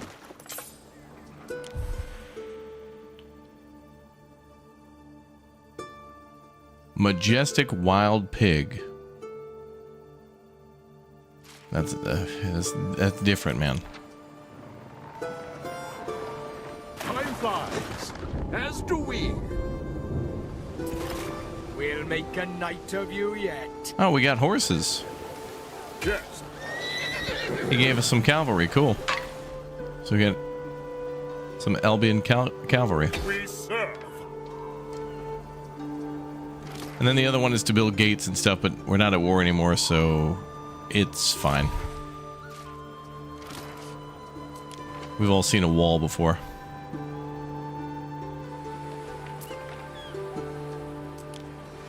Congratulations again on subduing Voada and the Skaha. We did it. If you attack the Raider Island and win, will he go away for good? In the campaign, I'm not sure, but in Sandbox, yes. If you attack the pirates, they will vanish, and then you do have the option to recall them if you want to, and bring them back in as a factor. You've come all the way to say your goodbyes. Next person you speak with could be the Emperor himself, but there's still time for some parting questions. All right, we're going to ask everything then.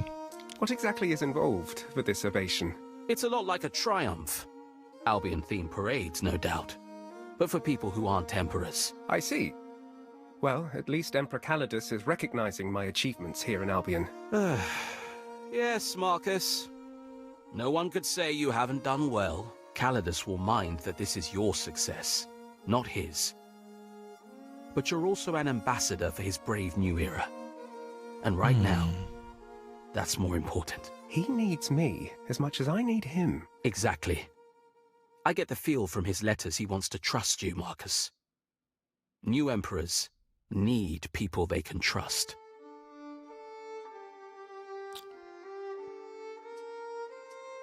Got any more dirt on Calidus, Proc? Forewarned is forearmed, as they say. I never served with him. So again, the Legion grapevine's talking. Take it with a pinch of salt. The lads that fought with him in Path Harbor say he's fair and equitable. Keeps the mouths fed. What about you? Now that Albion's pacified... Pacified? Ha! As long as there's trousers and cattle raids, wild Albion will remain. But I was always too humble for Latium. And I certainly don't need to be there when things play out. I think he would say that no matter what. Like, even if we destroyed Voda and invaded all the other neighbors and stuff, he'd still say, yeah, I gotta be here because trouble could happen at any point. So it's like, I feel like even if you did a full-scale naval invasion of every island, took it over and built on it, there'd still be the threat. And it's like, oh, come on. All right, goodbye. Listen, now, Cratius. This summons. Don't let it be your excuse to turn your back on us forever. You hear? Your cities will need looking after. And I still expect taxes to be paid on time. This is your duty. I'm not relinquishing you of it. All right, I hear you. Take care, Corvinus. Fair winds, Governor. And spare a thought for the Second Augusta when you're basking in the sun. Sail to... Oh, his ship, okay. Now I wonder, does this bring back all my ships? Oh, let's bring our flagship over. I'm not sure if it's going to let us go with all the ships.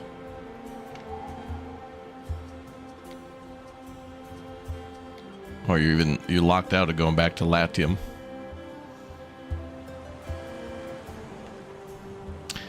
Hello from Poland. Witam. Dzień dobry.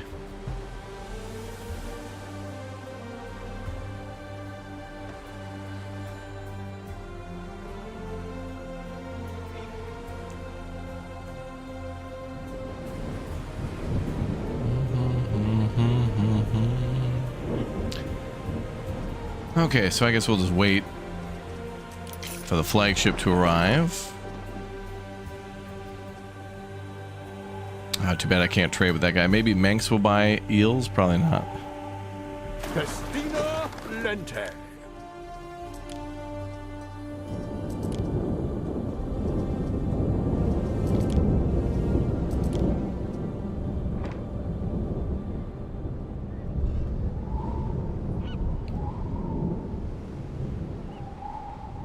Now I wonder if I need a military, I guess I can come back here and load them up.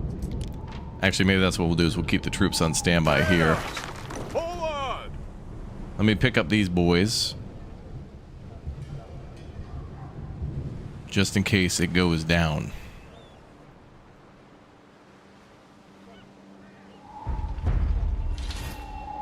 Tacking was discovered. I thought we finished tacking. Ah, whatever. Still doing research.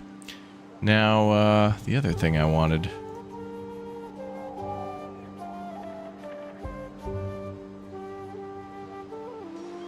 Governor? We'll leave cavalry here as a defense. They're fast. So I don't even know, like, if you lose a garrison unit, are they dead forever? Like, I feel like there should be a way to replenish them.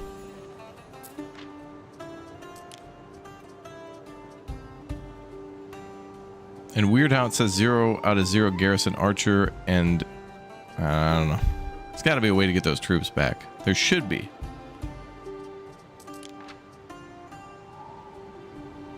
Okay, let's go. No love at all for these lands? The refreshing breeze? The freedoms? No, Harry.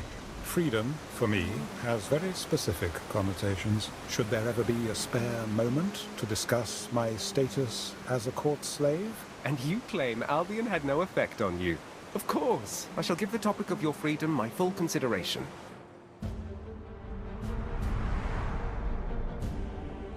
Eternal City.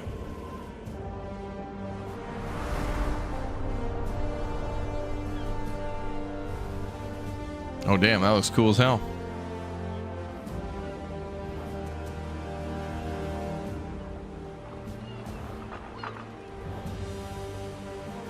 I live by a simple rule. Those who achieve great things are to be greatly rewarded. Wow. And when I ask, this mortal answers. Dude, how come we can't build that? Let the name echo through the streets. Now Cratius. Marcus, now Cratius. Our way, Imperator Calidus. Your victory, your success illumines this day. This ovation and Rome's success is yours. People of Latium, before us stands a man who faced down the terror of the Celts. A tribal leader so stubborn, no spear could break her. Until now. And so he joins the ranks of legend.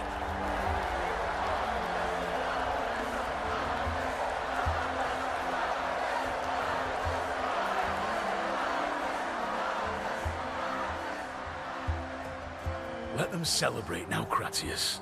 Your success is a welcome surprise. And I'm certain you'll outshine yourself in the future, too. I'll do my best. Of course you will. I thought your frail character Damn. would shatter against those white cliffs. Yet for Wada's Celts, who have weird ideas of justice, virtue, honor, you bested with diplomacy and persuasion. Wouldn't be my way of doing it, I'll admit. Right. You could have dashed through the chaos, moving every obstacle aside. For us. Now, Cratius, you have been my sword arm where others question my orders.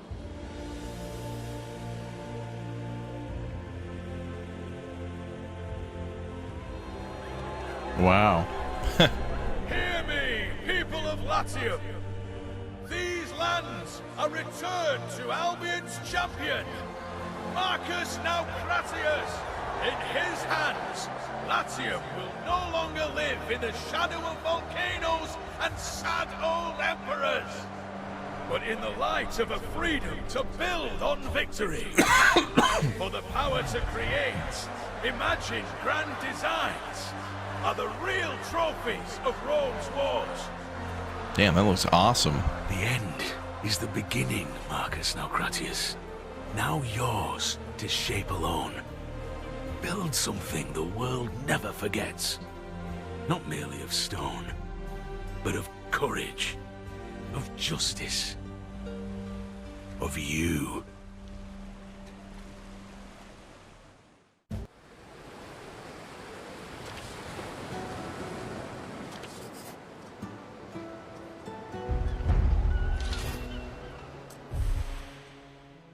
Romanized upgrade available. Okay, so now we can upgrade the... Yeah, we can build everybody from Latium now. Take a tour of Juliana and enjoy the festival. Damn, we haven't been back here in a long time. Let the celebrations begin in earnest. To victory! Take a tour.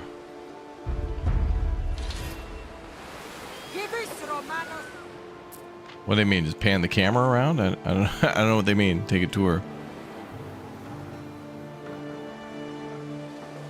Oh, it's pretty.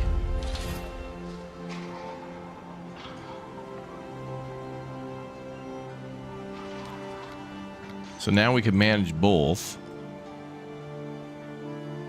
Our scouts have sighted new land. You'd think, okay, so I think what the canon story should be is that the Emperor, you know, uses the situation going on here in Latium as leverage to basically force you to go to Albion. And what he truly wants is not peace with the Celts, Now, Gratius, if your but he city wants isn't you on to like fire, wipe them off the map. bring your steeds over here. We have your future to discuss.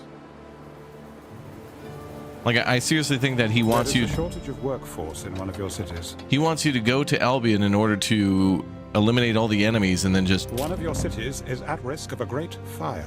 build a ton of colonies and stuff to bring stuff back to Latium. Like him, you know, having peace with them is fine and all, but that peace would just basically be buying time for another invasion. Like that's their goal, is to go up there and kick everybody out and kick ass and bring all those materials back. All right, well, I guess the tour is finished. Sail to his camp to meet him. Okay. Through the waves!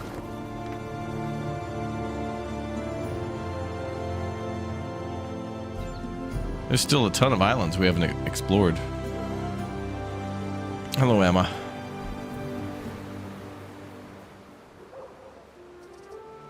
Are we having a festival?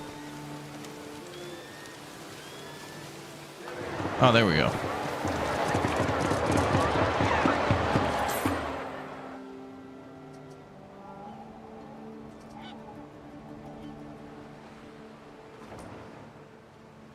It feels like we're back at the very beginning of the game now. Man, this island is small compared to the island we were building on the sandbox.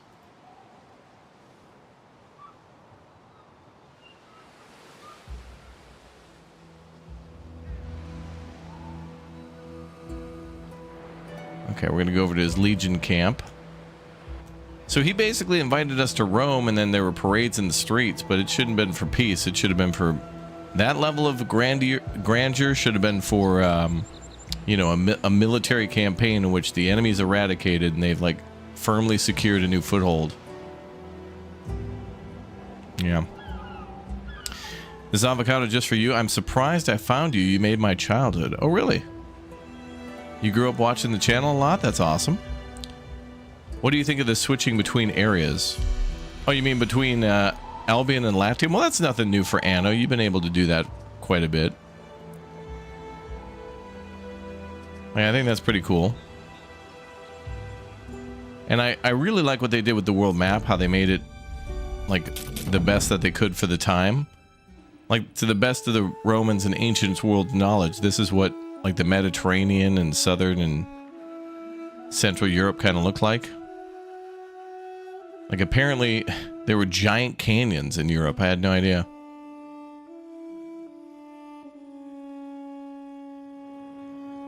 There's like a couple, 2-3 mountains, a canyon, and then everything else was made of marble.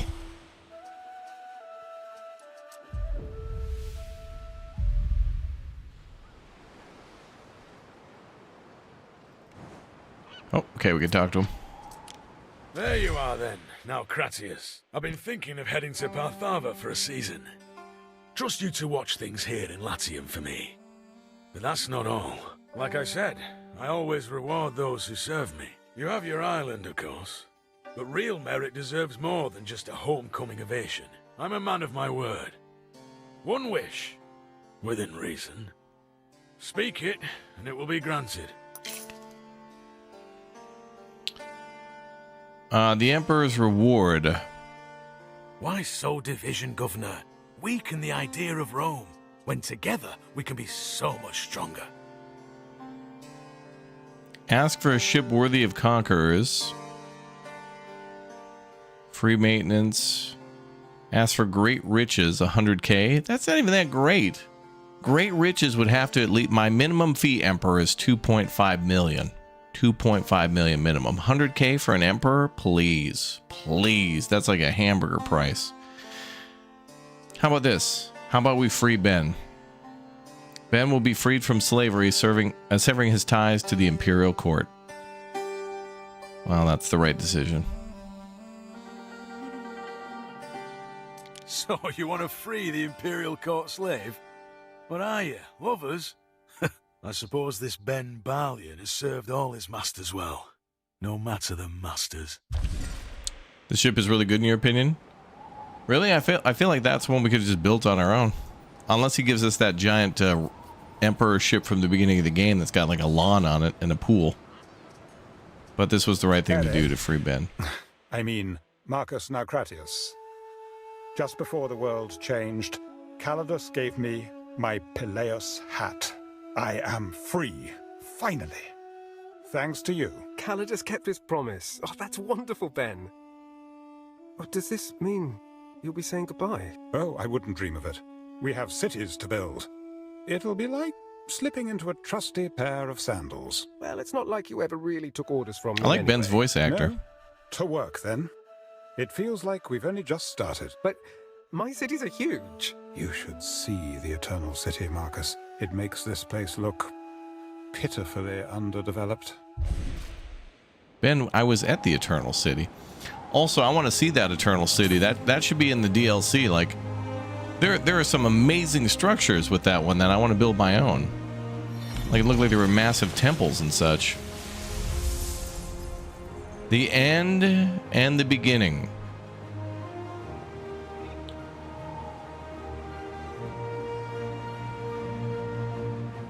Oh damn! You have been overtaken by a barbarian sensibility. Your ceasefire with Voda has worsened diplomatic relations. What? Sir, get out of here. Warmonger. So try talk. Freeing Ben is definitely the way to go. Gotta free Ben. He was a good dude. As do we. It gives me peace of mind that my husband wears a warm hat. Governor, there's been a raid at sea. It's Kaiso. He's sunk an innocent ship on its own business. Some of my cousins were on it. Please, stop them from being taken as slaves. Okay. I await your instruction.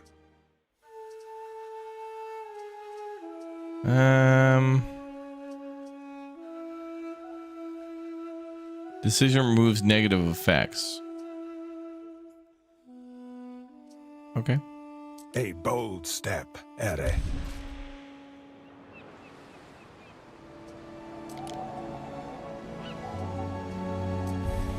Now, did we complete the campaign? Because, I mean, there was a pretty big cutscene at Rome and stuff like that.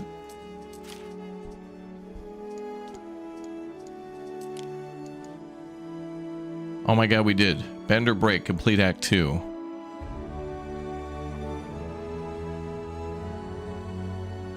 Well, basically, by the time that you defeat Voda, you basically go back to Corvus and talk to him, and then go to the Eternal City,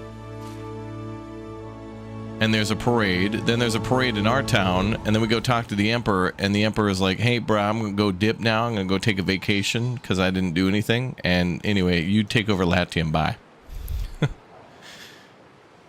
Story has ended now. Endless mode starts. Okay, so I got to give some thoughts then about the campaign. Set whimsy and fancy aside, Governor. No messing around. All right, I'll deliver stuff to him. Yeah, that is there are a lot of loose ends, and that is not only an abrupt ending, but very dissatisfying. I mean, there should be more goals to build like an amphitheater and push the player forward and building way more.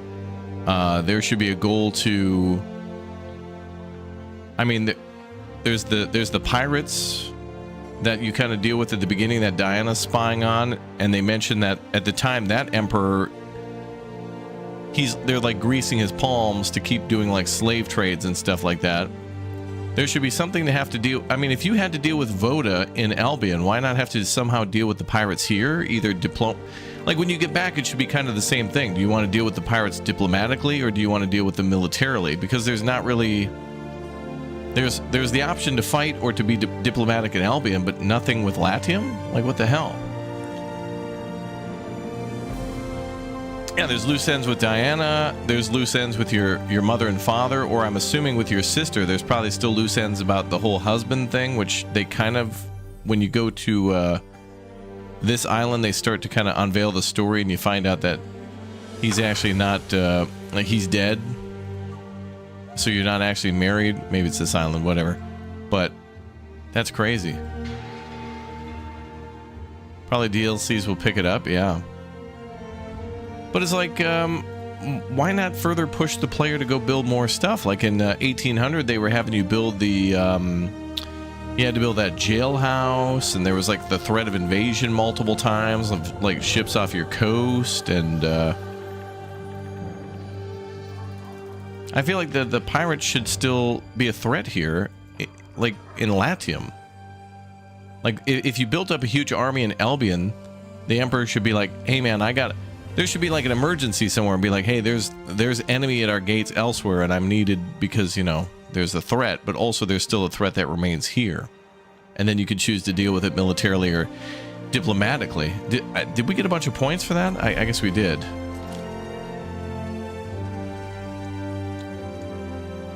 What one was that? Steadfast Governor, I think, yeah. And then they want you to spend 24 hours in one campaign game.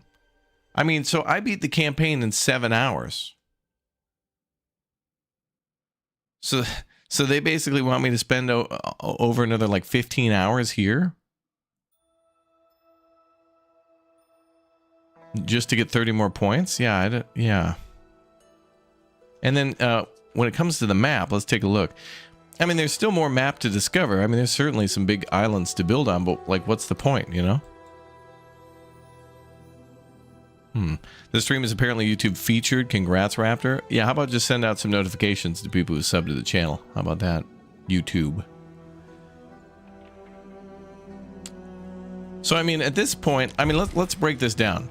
At this point in the game, we've researched barely anything. I mean, we barely even like...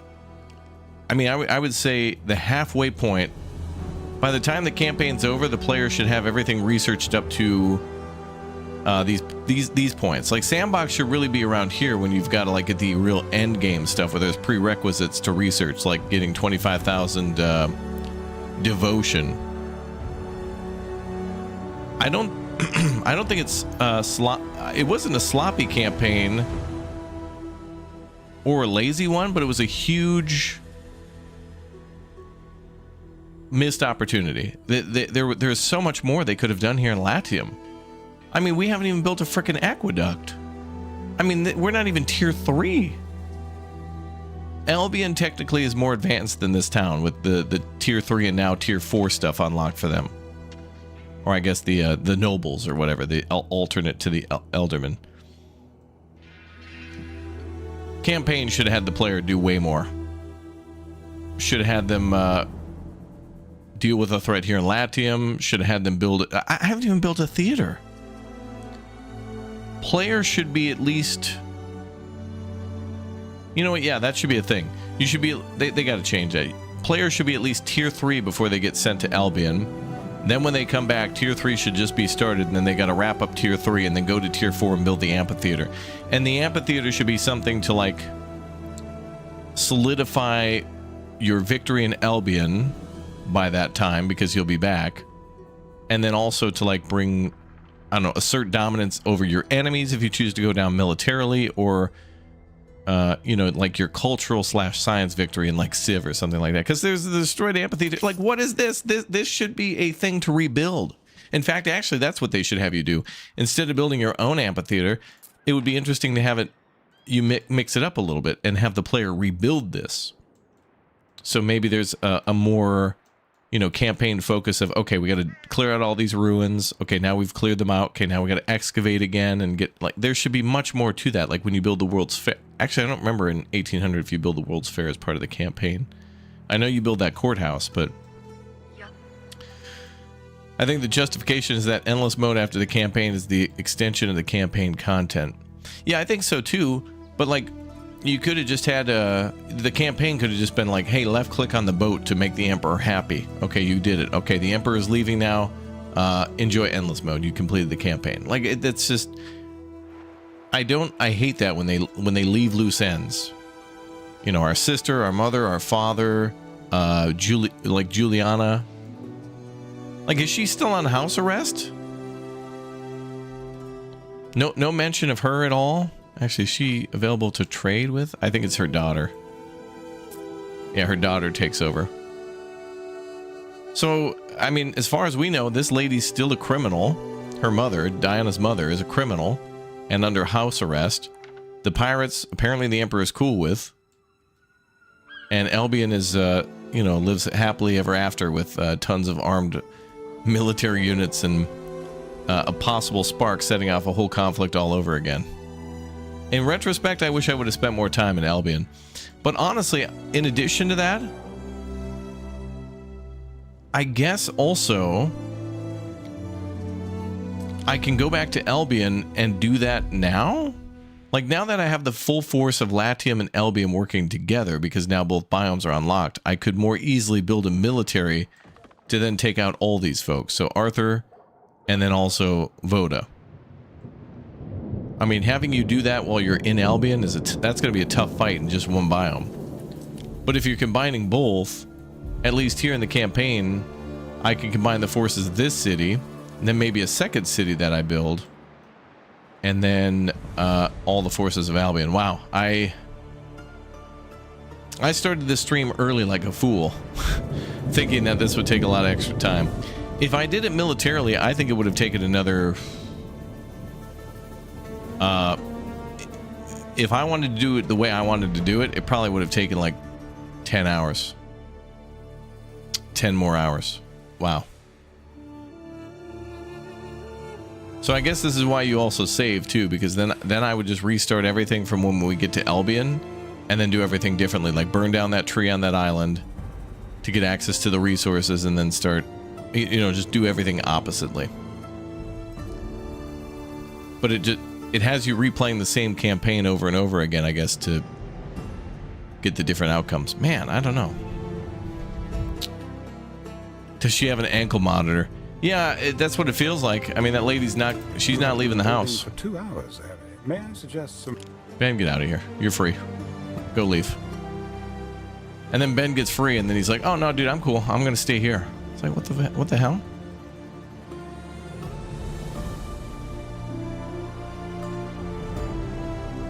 When I continue playing, Ben gives me some other quests to go after the Pirates' Navy. Oh, really?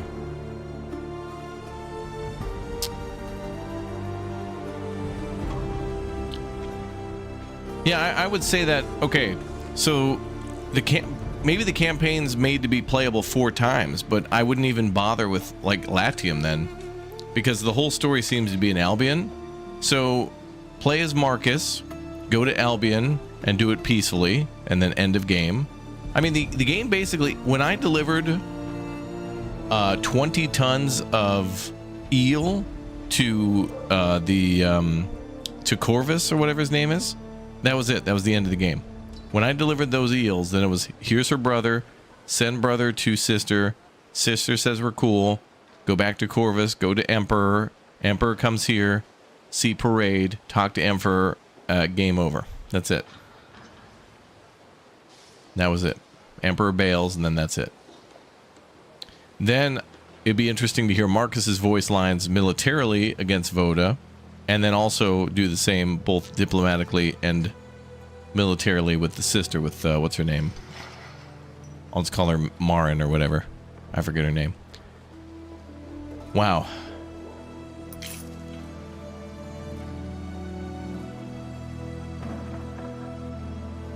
A lot of this story was just basically, what are you gonna do? You know? Diana's mom under house arrest. What are you gonna do, Emperor? Albion's free now. What should we do? What are you gonna do? Like, everybody just didn't care. Ben's free. Hey, Bren, you no longer have to live a life as a Roman slave. You can go off and start a small business and a family. It's the thing I've wanted the most in my whole life, is to not be enslaved, but I'm cool. We'll hang out. Waiting for your decree. It's like, what? All right, Ben, like...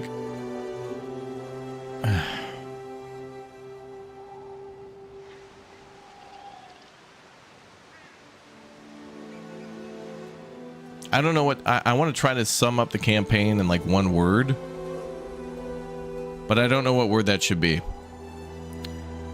Is it because most people just play sandbox, bro?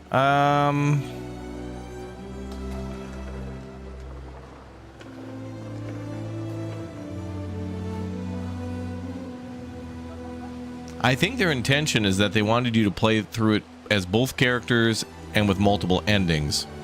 And this makes it more palatable to do that. But I feel like the campaign could have had this thing where it starts out the same. It branches off a little bit because of both the characters. It branches off even more when you get to Albion. But then it should come back to this point where it's like, then build the amphitheater or something. Like, there should be more emphasis. I mean, these are Romans, man. They were, the Romans were known for building, I mean, not only, the military stuff, which you have a chance to do, but I mean, the game doesn't even bother to ask you to build an aqueduct or an amphitheater, or let alone a theater. We're not even tier 3, which I think we could easily get to. Yeah. Actually, no, I think we're missing a lot of stuff like soap and stuff, but I'm just completely blown away that I want to sum this up in one word, and it's just,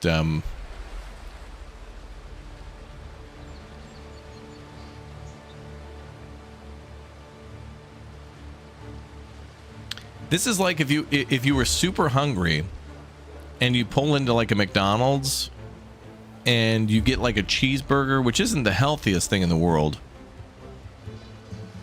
and you eat that cheeseburger and it's delicious and full of all the things you love, fat and chemicals. Taste the chemicals. Isn't that delicious? But then you're still hungry. Underwhelming, yeah.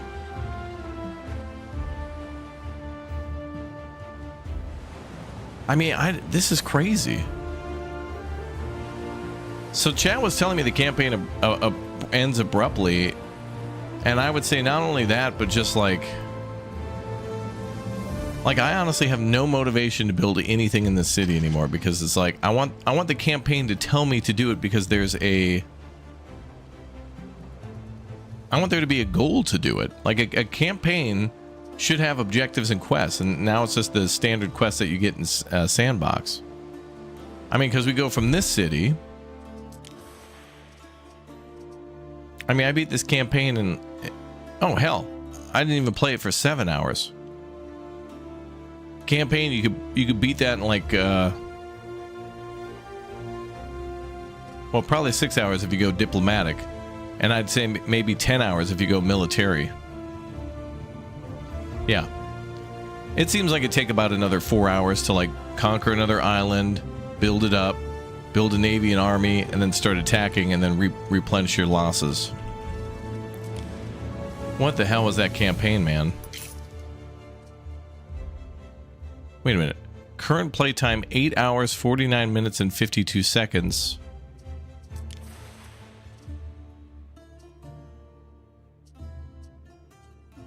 Oh, that was the previous save. Okay. You beat it in 4, went diplomatic, purely focused on completing the campaign. Yeah, hell, if I knew all I had to do was just get a bunch of eels and then sell it to that guy, I wouldn't have did all that stuff where I like improved the city. Because, like, throughout this whole stream, I spent a ton of time improving our main city in Albion, thinking, like, okay, we're in here for the long haul. Well, apparently the long haul was, like, the next exit. Wow. Huh.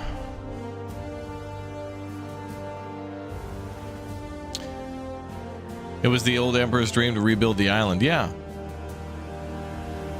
Yeah, and like, what about Juliana? Like, okay, if they bring this in for other DLC, yeah, there should have been a whole redemption arc for Juliana and her husband's death. And like, the Emperor seemed like such an a-hole. The new guy, he's just like, I'm banishing you to Albion because you're bad and I don't like you for reasons that I can't fully disclose. And then you do what you're supposed to do in Albion, and he's like, buddy, bro, what's up, man? Haven't seen you in a while. Hey, we're gonna throw you a parade. All right, anyway, we just unlocked a new character, though. That's really good. I wanted to plug in here. All right, so now we're back to Sandbox. This is the pure Sandbox playthrough, because I mean, this is what your city should look like at the end of the campaign, dude. This is what you should build at the end of the campaign. And I guess the campaign is to try to ease new players in, and I think that's fine, but it should ease them into every aspect of the game. Not just the first 2 tiers and then bail. Wild.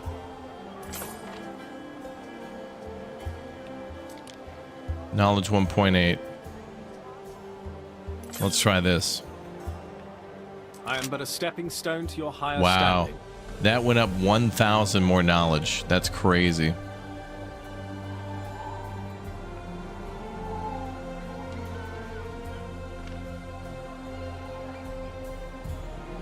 Diana wanted the bad guy in Latium dead because of the slave trade, but you can't even kill him after the story finishes.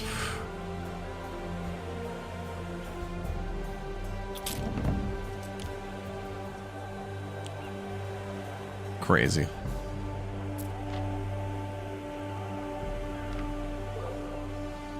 That's crazy.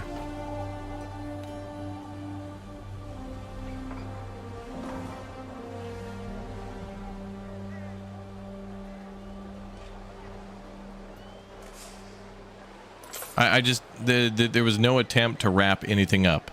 That really drives me insane in movies, but especially in games, when they introduce all these characters that they want you to care for and that they give you all this dialogue for, and then they're never even mentioned again.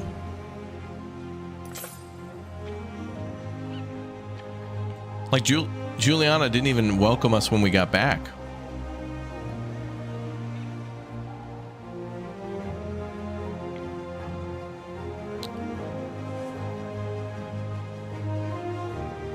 We stand, waiting.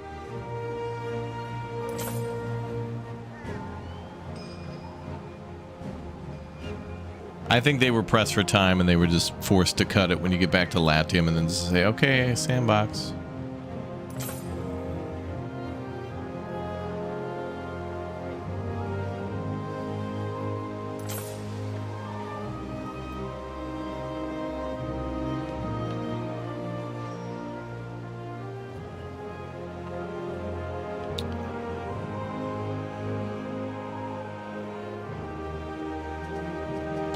Insane amount of loose ends. Or DLCs, yeah. Well, I feel like the DLCs should have you just playing as a completely different character. Or playing, yeah, you know. Just do the thing in 1800 where they never really refer to you. Well, I don't know. Whatever. I mean, it was interesting that at least we got to choose a character and that they talked. Whatever.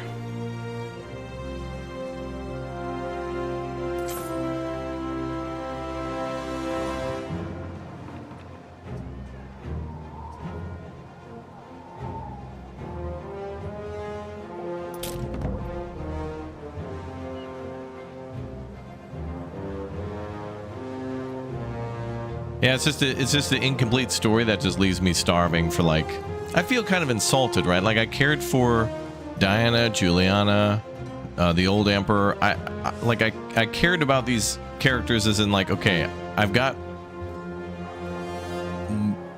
what their current status is in the back of my mind, and then I get back, Emperor throws a parade, then dips out, and then that's it.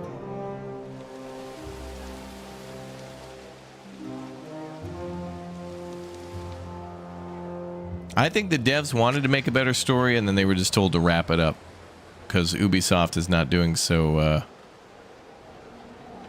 well. However, I will say Anno 11.7 is a very fun game, and I want to do more military combat and play with friends in this. And I also thought what they did recently with Assassin's Creed Mirage, adding like a free story chapter to that game, was very cool too. But they're going to have to have a decade worth of bangers, as in like classic franchise good new sequels. So we're talking Assassin's Creed, this game, you know, Watch Dogs or whatever. And they're going to have a ton of free content and stuff. But they're on the ropes. Like Ubisoft is on the ropes, and I want a few of their franchises to escape, so that way the game directors of those games can like make better games. But that'll never happen. You know what they say, Anno 11.7 wasn't built in a day, yeah. So when the DLC comes out for this, like, I'm absolutely going to play all future content, like I have to, right? Because I want to know where these stories may lead, but also like where like of all the options for them to go in historic Rome and the Roman Empire, where do they go and how do they implement it? Like, I want to know what they're going to do. I want to know how they're going to take the history of Rome and turn it into a game, and also just to, you know, build fun stuff like the flute banger for sure. Yeah.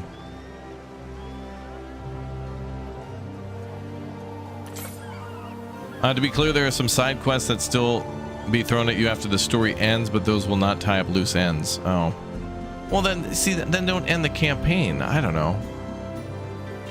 Like, if you tell the player you've completed Act 1, it looks like Act 3 was completely missing.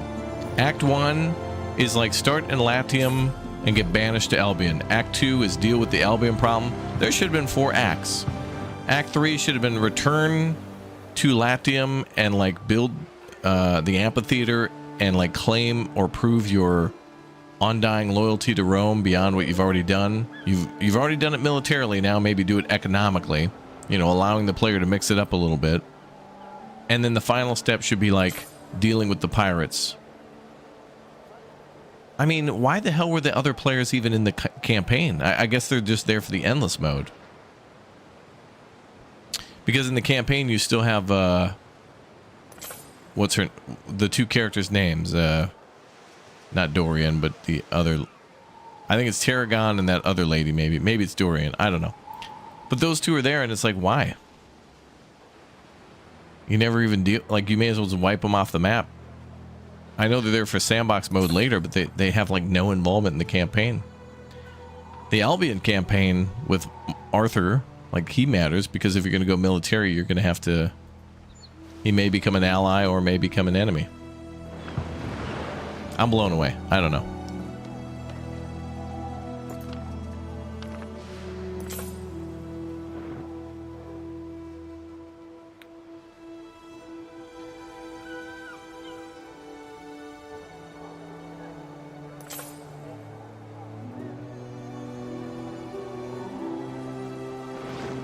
I mean, if I would have known that, chat, I could have actually...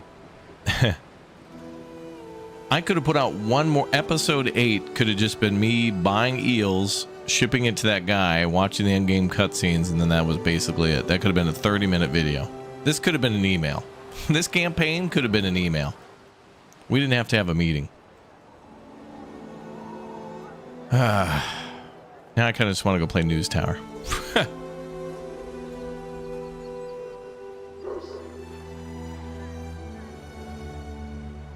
I don't think the devs wanted it to end like this. I feel like they're more knowledgeable and caring than that, I feel.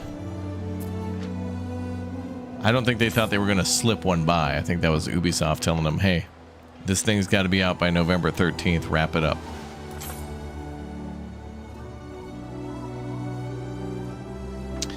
The game is pretty, yeah. The game is pretty. It's awesome. I want to play multiplayer. I really do. But then I heard there was desync issues with that. And also I haven't been able to even, like, my friends, I mean, I've been gone for a little while.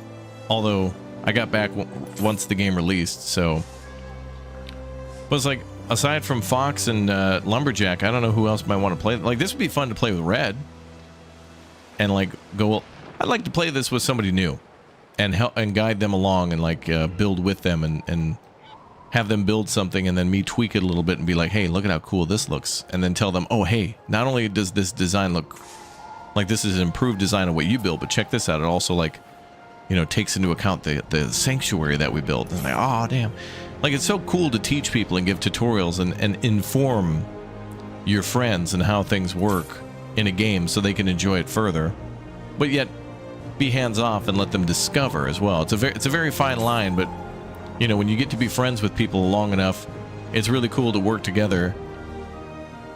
But the enjoyment is their discovery of certain things. And I like that in a game that's complicated like this.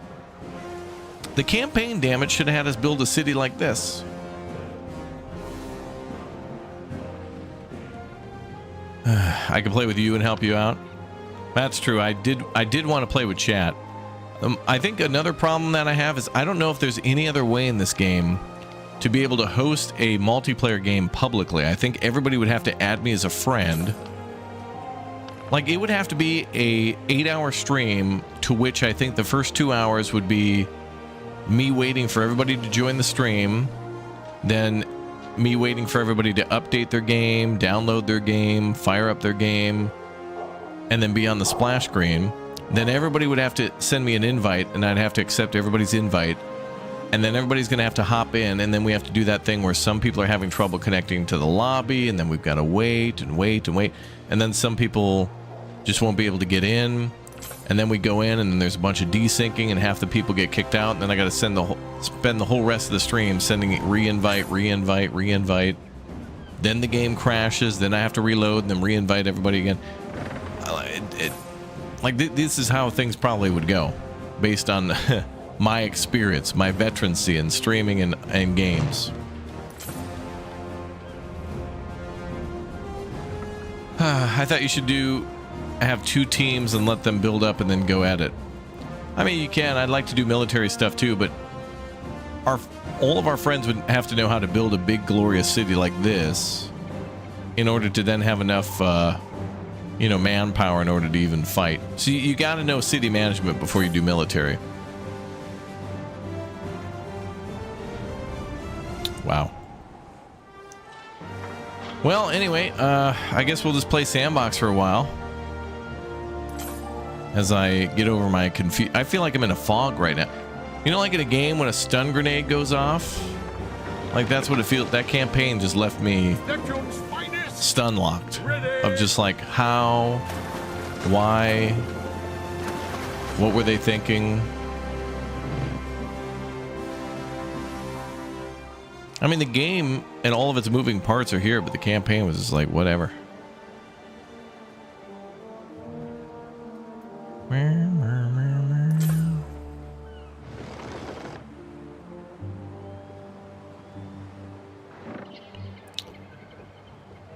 Anyway, all right. So Dorian just captured that island. Damn, I should have told him no and built it for myself.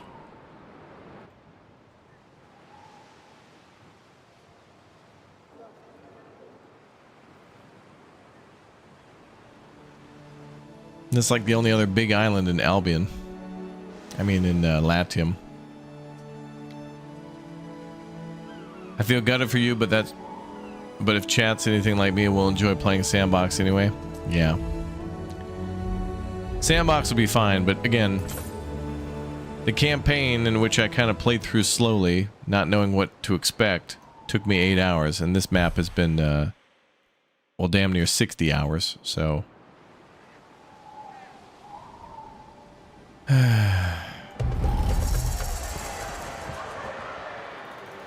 The Festival of Mandatory Happiness. Oh, good.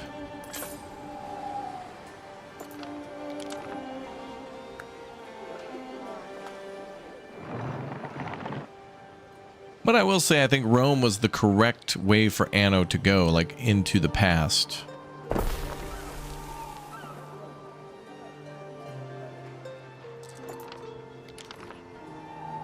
I think,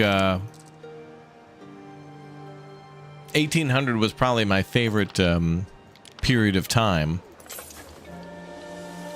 And I think they also they made the right move in going from 1800 back to 117. Yeah. There's a theory going around in the Steam comments that they had issues adding story in 1800, and that could be the reason for the loose end in this one.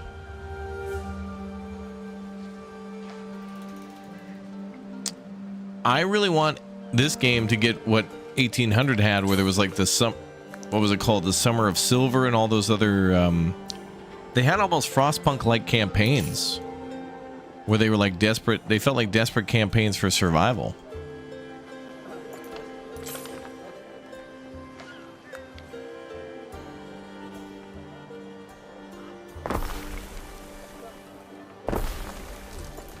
Like they felt more like a Frostpunk game than they felt like Anno, which was great. Like, imagine being able to tweak the game and its rules and the quest to where you do something completely different.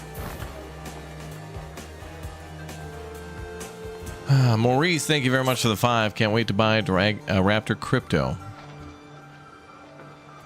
I can't wait to buy Raptor Crypto. You better be happy. Well, I'm happy that chat's here. I'm happy that I beat the campaign. I'm happy that the game is out and that it is relatively fun. But I want to play co-op, and you know, we're coming up on the holidays and everybody's going to be busy, I think. And also asking people to sit down who are part-time streamers to you know, play a 60-hour possible sandbox is a lot. And especially when there's time differences between like me and, I don't know, half of our community, it's a tall order.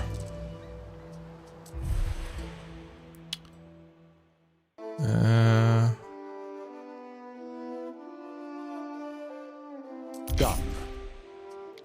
Oh, we're having a festival.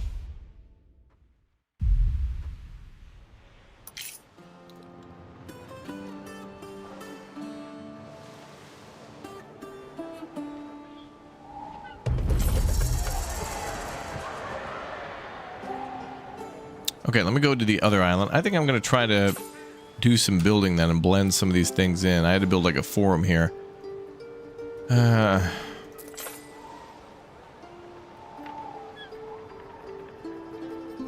that forum looks weird next to a farm field. We got to move some of these things around. Okay, we did a lot of work on this city and making this city look really nice. This was the second city that we built. Second major city. The first one needs to step up. The first city is like, should be more epic. So let's do it.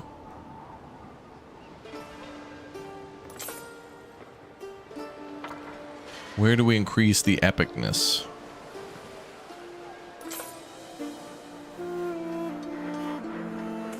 Maybe they can have a DLC where a volcano erupts and the player has to rebuild or restructure an affected island. Yeah, that'd be cool, but that's literally what the campaign is. Like, Juliana is trying to rebuild that after a volcano.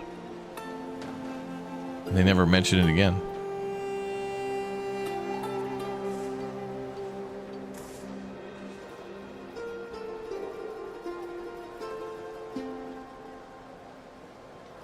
All right, well, let's build something beautiful. We'll spend the rest of our time decorating and designing.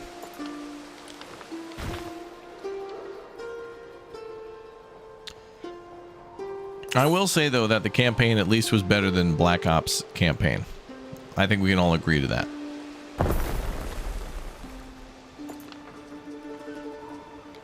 Okay, so let's try to make this side of the river also have a city. What I really think we should do is almost have everything along the river be a city. And then move all the farms kind of up here near the cliffs. Because there's some prime real estate there for farming. Alright. Sad time's over. Let's build.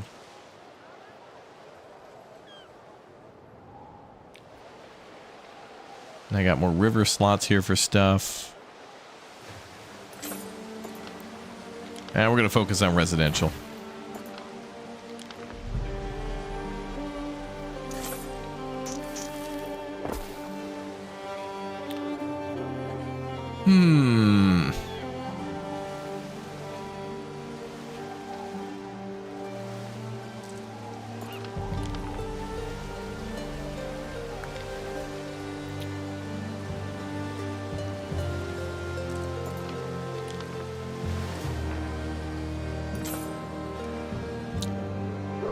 I don't think I want walls on this side.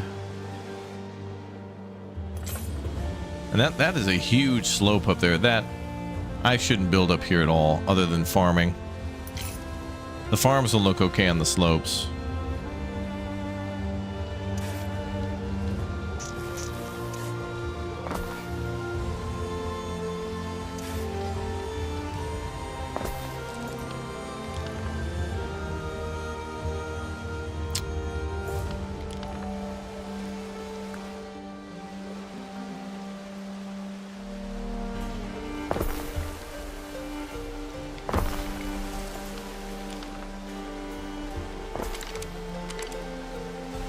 Okay, how are we doing with markets?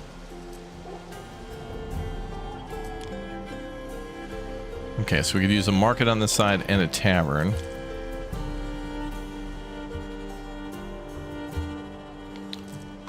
And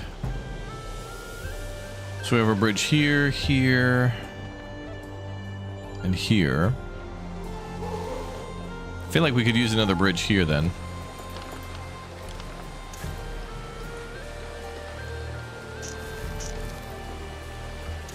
Looks like it'll only go there. Or maybe here?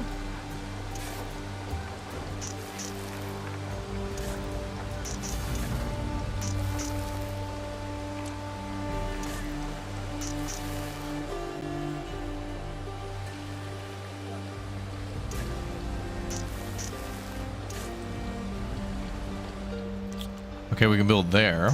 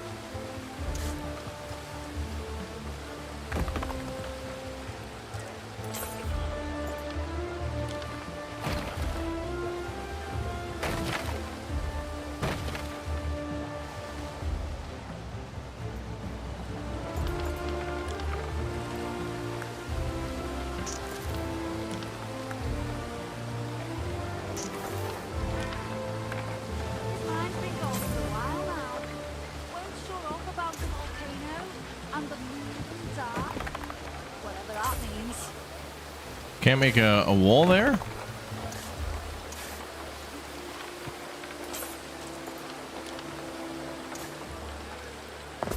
That's weird.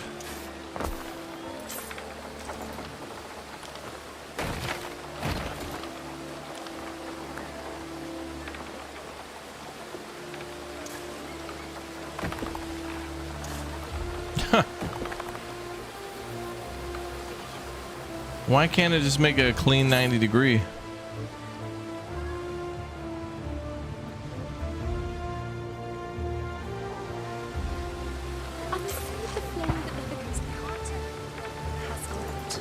Alright, we'll have to modify this a little bit to not look so goofy.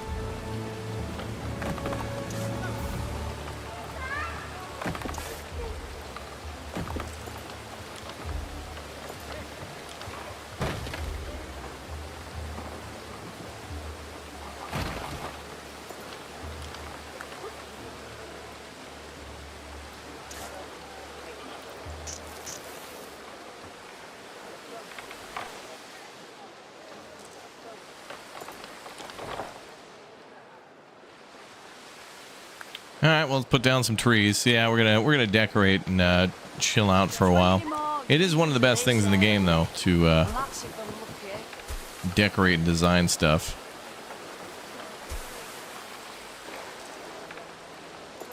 We'll leave that like that. We're at the edge of the city there.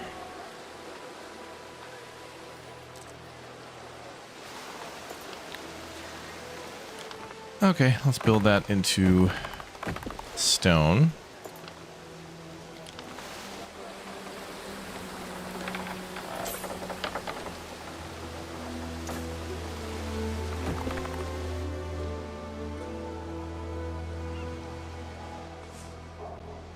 Okay, so we got a bridge here, here, here. I do feel like we need another one. But let's start up here first.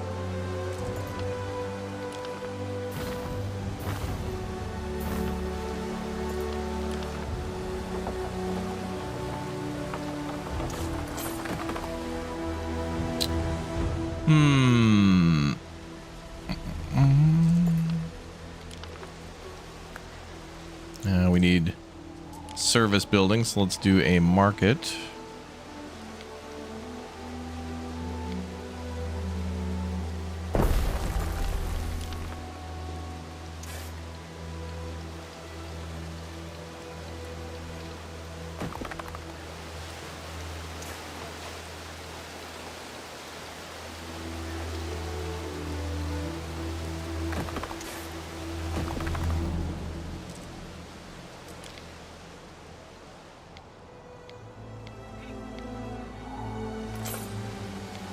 And we can put a tavern next to that.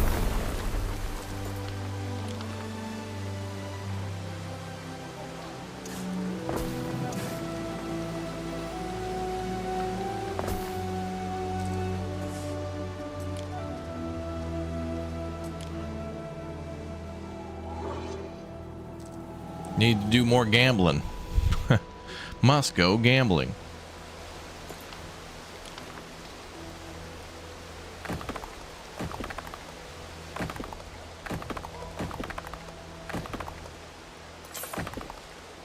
I also haven't even built any roads out of marble yet, but soon.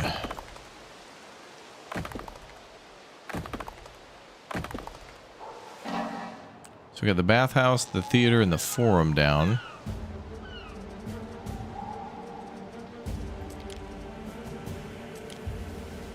Sanctuary there.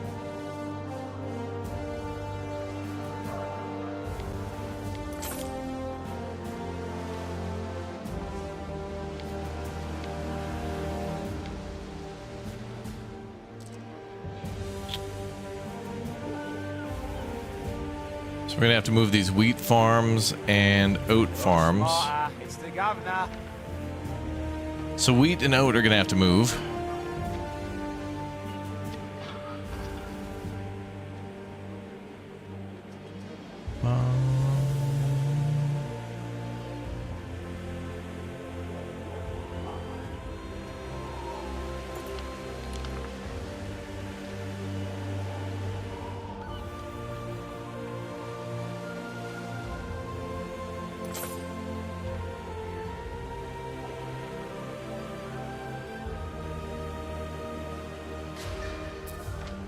I think for now, let me go ahead and import wheat.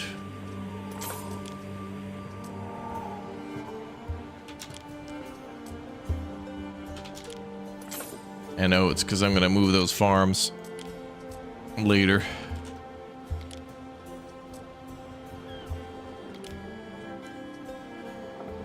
Yep. All right, goodbye, oat farms. You've served us well. We'll make them look even better on that hill.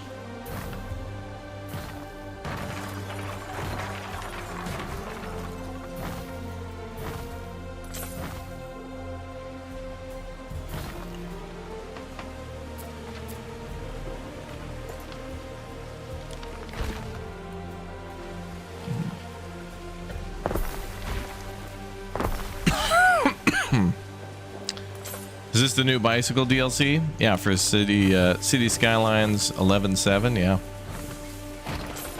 Hey, that bicycle update and stuff for City Skylines was cool. That game is getting better. Every time that they make improvements, people continue to say it's not where they want it. And it's like, well, you know, Rome wasn't built in a day. And No Man's Sky was like that too, where it took a very long time to get up to where it is now, and it's incredible now with the custom shipbuilding and stuff.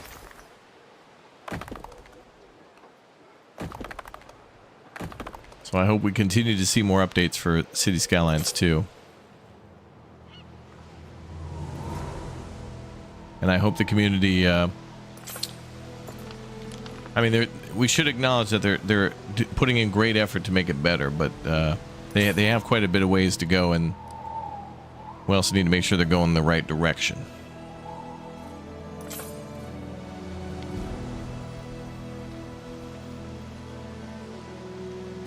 That one's going to be a process, though.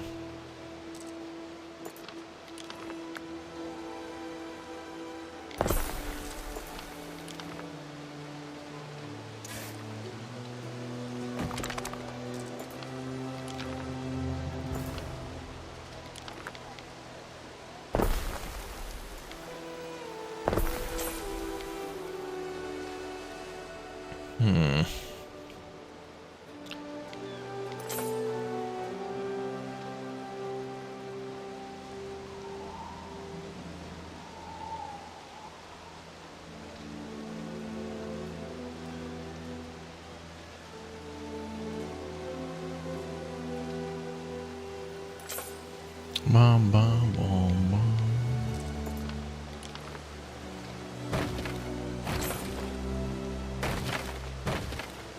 Gonna change this up a bit.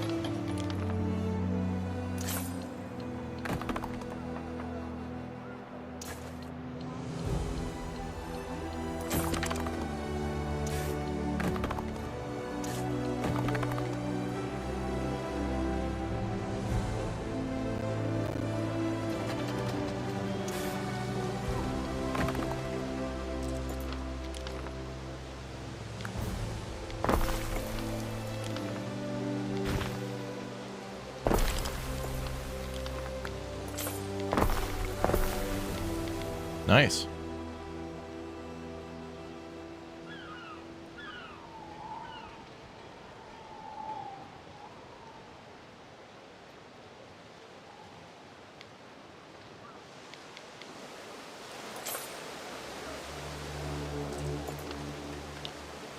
Tan says, I see YouTube's back at it again. What did they do?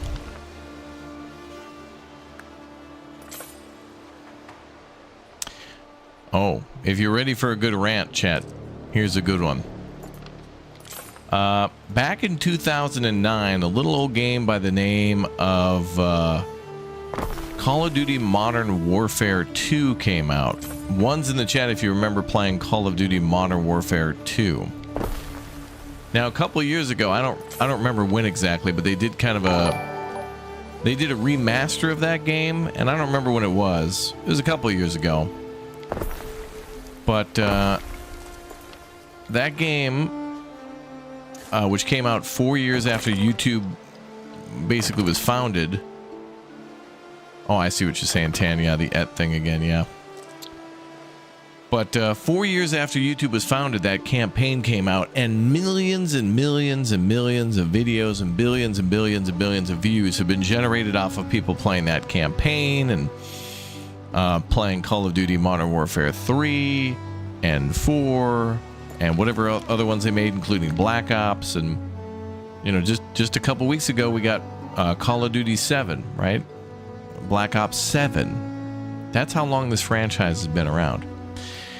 YouTube has this new policy now, and they're infinitely, you know, gigabrain wisdom, that they're now going to be censoring games that seem a little too realistic. Now, of course, there's the scene, an optional mission from Modern Warfare called No Russian, and if you know, you know. Anyway, they've started to age restrict that mission and many others from Call of Duty, which is amazing.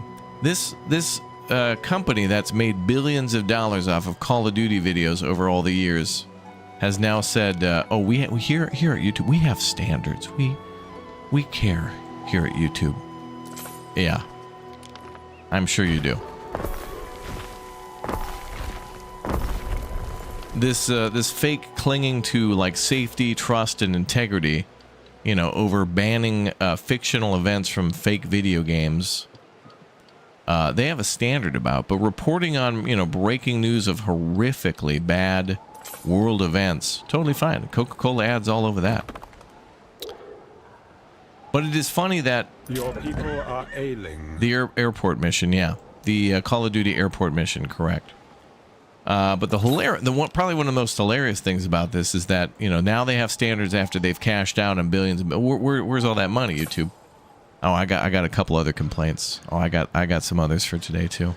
But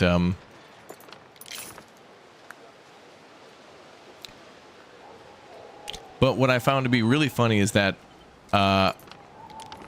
YouTube can change the rules at any given time.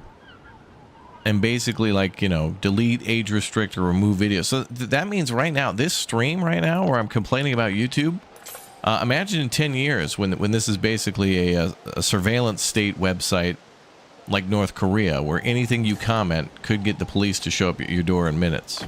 Like 10 years from now, this whole channel could be shut down because I questioned glorious leader Neil, the new CEO of YouTube. Imagine that. Imagine a decade from now they make policies and then videos that were uploaded or streams that were streamed that are completely in compliance of today's rules of YouTube, which, by the way, who knows what the hell those are because they never disclose those. Imagine when they alter the deal, and we're all praying that they don't alter it any further, and then they just delete all your favorite channels because, you know, hey, we made this new rule where anybody who has ever questioned the glory and the sanctity and the epicness of the Soviet Union, YouTube and Google Incorporated, will be put into a safety area. We're going to put you into a safety quarantine. That's what we're calling terminations now. We don't want you to hurt yourself or others, so we've opted for safety, and we've removed your opinions. We've moved them to a very special place. In other words, how the hell can you make it that somebody from 2009 uploads that gameplay and it's fine, and then damn near 30 years later they get an email saying, "Hey dude, you broke the rules. We're age restricting you're a criminal now. You've played a video game from 2009, nearly 2 decades ago. And we're going to shut you down, pal." Imagine that. Imagine that. Now, you know, the other thing that I saw that was absolutely wild on YouTube now is you can watch videos on YouTube without even watching the videos now. I saw that there was a video. I was scrolling through, and I saw that I could read an AI summary of a video. And I tapped on it, and it basically broke down the video without even having to watch it. No channels are going to get any views. Somebody's going to make a 45-minute informative video on, like, a tutorial for Anno 11.7, and nobody's going to watch it because all they have to do is tap this thing that'll just give them a text briefing. It's like, who the hell goes to YouTube to read? You go to YouTube to watch videos and have somebody else, like, present something to you. There's a presentation. That's why you're there. Like having an AI watch the I mean, the level of laziness now. I mean, I used to see comments like this too, where it's like, "Hey, can somebody timestamp?" You know, be like a 10-minute video or something like that on how to do something, and someone was like, "Hey, could you guys timestamp where this particular thing is discussed?" Like this person couldn't even just like scroll through a 10-minute video, and they were just like, "Other viewers, if you could go ahead and to cater to my needs and watch this video before me and bequeath that information to your God, Lord, King, me, random viewer, that'd be great. Thank you." And now AI is literally doing. AI is watching the video. You don't even have to. You don't have to watch it. It's just Scroll past shorts, scroll past shorts, scroll past ads, which, by the way, don't even benefit any of the people creating videos. It only benefits YouTube, which is you have to, if you had to put up with an ad, but then you get rewarded with a video afterwards, that's a pretty good deal. There's way too many ads, but at least when you were watching an ad on somebody's channel, you knew that you were supporting that channel and that you were going to get a video during that, like you were actively watching a video. Now, in order to find a video, it is finding a good YouTube video now on YouTube is like trying to find a house in an affordable and crime-free neighborhood. You have to do all this shopping around and go to comps and whatnot to see if you can actually watch a video now. You've got to go through so much sludge of absolute, of just endless AI shorts and all this other, like, bottom barrel laziness. Like, if there were an option on YouTube to just opt out of all AI content that's detected, I guarantee you 90% of people on YouTube would just immediately opt out. I mean, if I have to watch a YouTube short that has if I detect AI voice, I'm out. Why can't somebody just talk into a mic? How much is a microphone now to, you got people being like I saw this historical video the other day about like the Germans tying Soviets to the top of like Panzer IVs or whatnot, but the writing of it didn't make any sense. The voice sounded AI. Like, it looked like a cool video, but then it was like, did you know that in the wars of the second, the Germans, and they did, and then the war, and then that was it. That was the information that was presented.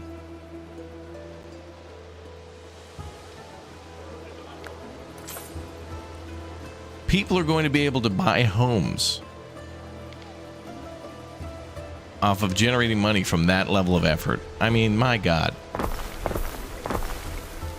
I mean, at least certain, some creators come on camera and talk with you and have a conversation, and now it's just like, Cook 'em sardines, dripping with oil, picking me teeth with the bones. I mean, it's just sewage runoff.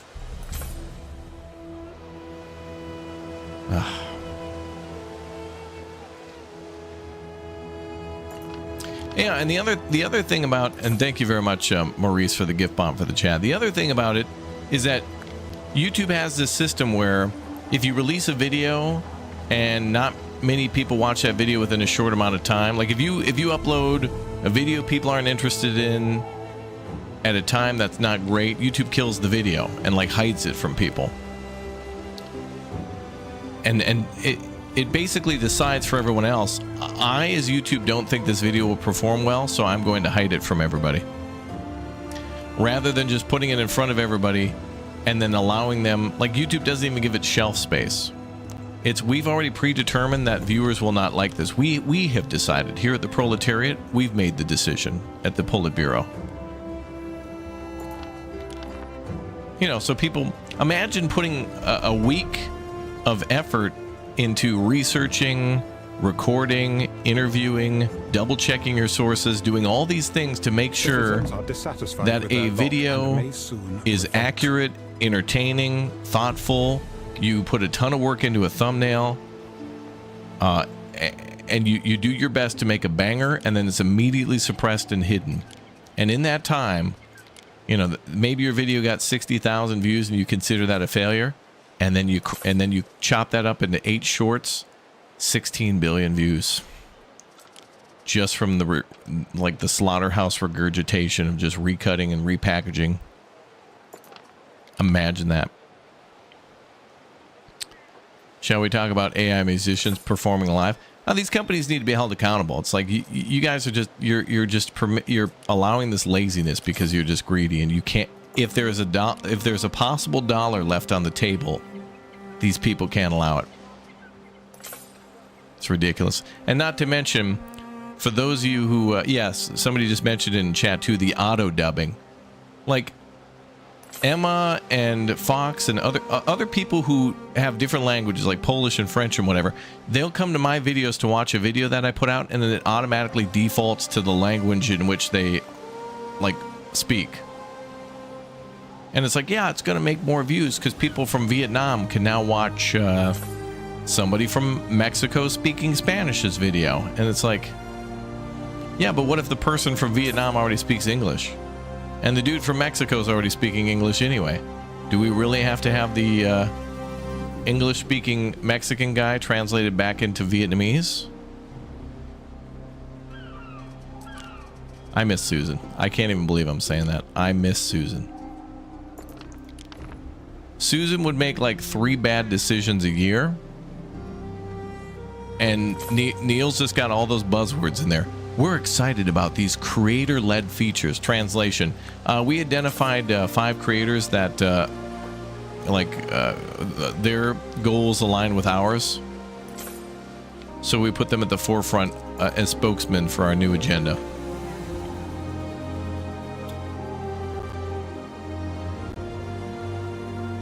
You don't think you get the algorithm? Well, here, what's amazing is that I feel like a creator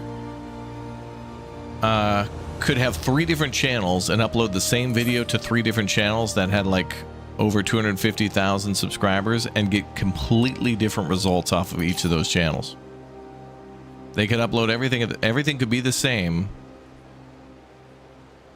and then just get different results. And then YouTube will be like, viewers are not choosing to watch this as much. Viewers are not. All I'm saying is that it's never YouTube's fault that they mass ban channels with AI, and then those channels appeal, and then those appeals are immediately denied. And then when they go to Twitter to say, hey, I was unjustly denied, and then somebody replies with, well, we're sorry to hear that. Insert policy violation and link to violation. Hopefully this clears up everything. Like this is the epitome of laziness.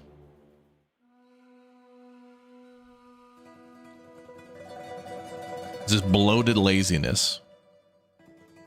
They don't want to invest in their own companies and stuff. They hope.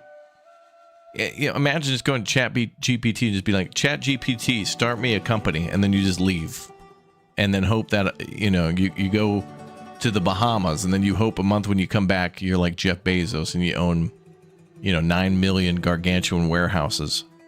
That's how companies think they're gonna run. Hey, AI, could you like run the business, but like don't fire me as a CEO? Okay, thanks, bye. Like that's where we're at now.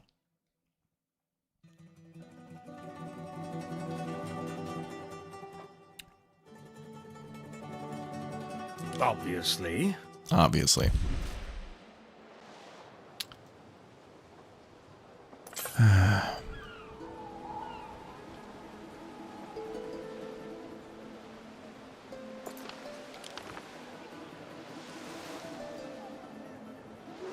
The amount of things that YouTubers have to consider when they release a video now is just ridiculous.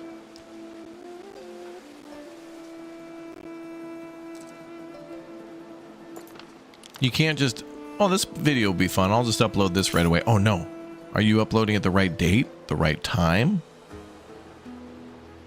Have you also made a short to coincide with this? Have you done the A, B, C thumbnail and title testing? Christ.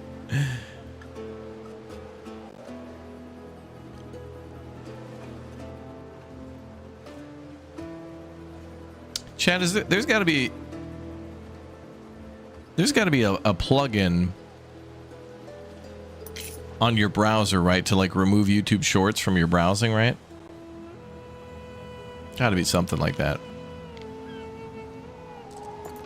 Anyway.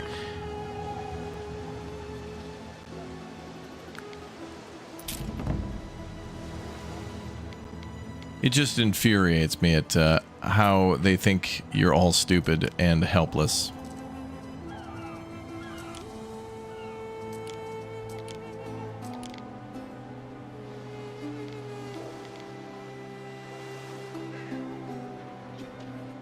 People are the mob.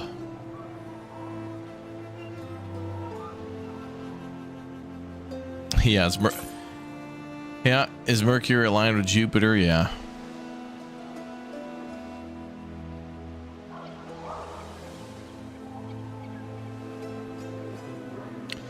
And I've got to say, for some creators, they've never changed a thing, and they're experiencing great amounts of success. And I feel so happy for them that they haven't had to. Being able to just keep doing things the way you're doing them and have everybody support you is great, especially in these times.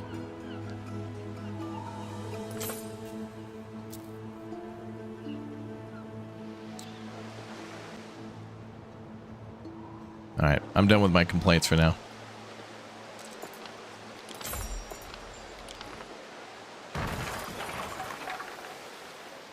I'm glad Tan was here. Tan pokes fun at me in a way that's funny.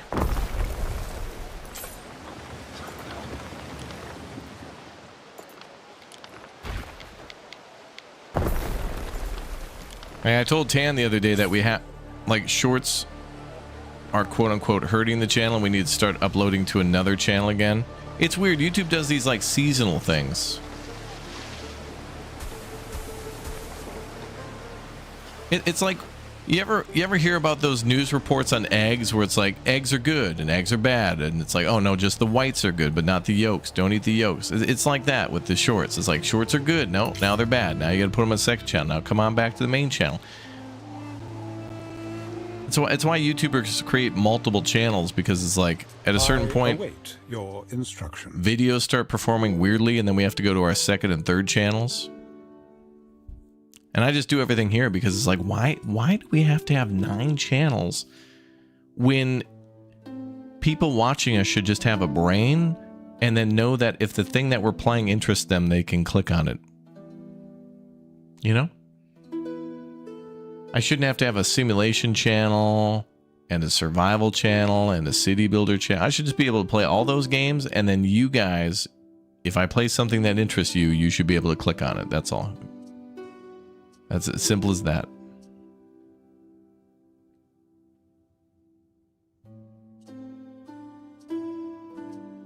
I'll give you that knowledge bonus. Worthy judgment, perchance. You need access, though? Yeah. Yeah, Elmox is going to be doing our links and playlists, and Tan want... people want to help on this channel because there's some really nice people who are longtime friends who want to help and have extra time and want to do those things, and I'm forever and eternally grateful for everybody who wants to help and like do nice things for the people who watch the channel, and very simple things that sometimes honestly I forget a lot of the time to put stuff in playlists. So I need somebody more responsible than me to do that if they want to. And if they do want to, then it's really nice for everybody. It only takes a couple seconds, but sometimes I spend those seconds making tea. Nordic Horizons, we'll play that as soon as we can. I'll put that on the exclamation point schedule.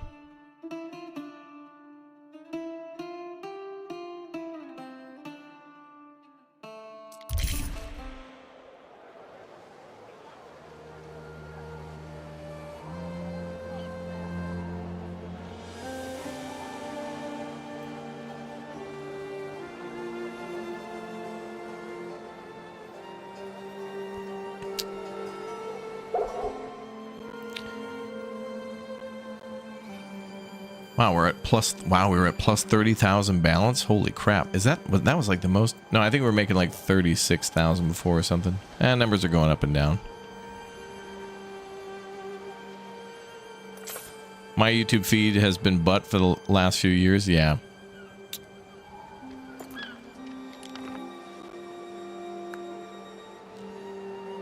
And, you know, I don't want to do this, but we have to, you know, on YouTube, we have to do more sensational titles to get the algorithm to promote those things. That's why you don't see people putting up videos anymore that say, Anno Campaign Episode 6. It has to be like, the Anno campaign generally surprised me. My honest thoughts. Like, it has to be that way. It's so stupid. If somebody wanted to title it that way, that's fine, but most people are titling it that way, myself included, because it gets more results. And the results that I'm looking for are just I just want my videos to go out to people who've chosen to subscribe to me, that's all. And then I want them to be able to make a conscious decision on whether or not they want to watch. But they cannot make that decision if it does not go out to the viewers. And YouTube is very much, all the creators that you watch are like little restaurants, right? And we all have our little menus and our little lovely little dining rooms and all that stuff. And YouTube is like the roads department that keeps ripping up all the roads in front of all the restaurants and making it near impossible for you guys to even get to the restaurant that you used to just easily drive to. Now you got to drive 2 blocks over and park in a shady parking structure, and then you have to walk, you know, down some creepy alleys or whatever just to even get to now you're in the construction area, and now you got to walk around, you know, a tetanus minefield of cones, debris, and all this other stuff just to get to the sidewalk in which the restaurant is on that you used to just simply park on. It's amazing.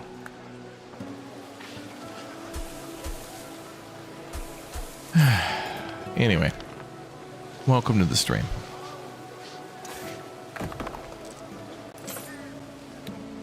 I beat the game, you'll never guess what happens next. Yeah, you know, it all started with I played this and this happened, and you know,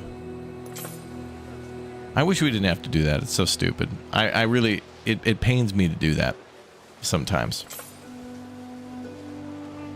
On the other hand, some of them are on, you know, if it's like, you know, I played Anno 1800 early, here are my thoughts, that's fine. That's a straightforward and honest, I don't know. Everything's very fine line. It's hard.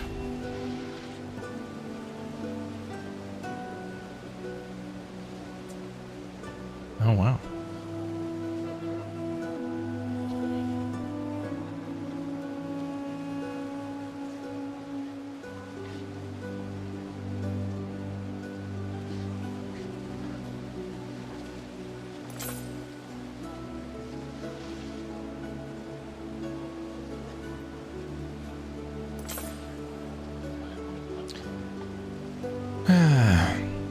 Raptor community has some awesome folks. We do. Yeah, we absolutely do. And that's why I get so pissed off when those awesome folks don't even know that we're live or whatever. Or don't see a video for days and they're like, oh, I missed this live. I didn't even know you were live. It's heartbreaking.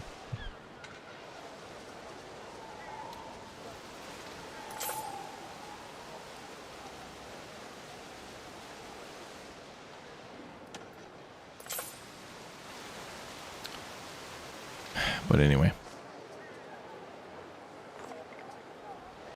Okay, well, we made a nice little extension here. So the wheat farms and oat fields, I think, will go up here. Oh, actually, this is nice because it's close to the aqueduct, and I don't... Damn, if only there was another mountain plug-in. I'd like to do irrigation. Oh, there is, right there. Alright, we could possibly do farming irrigation here.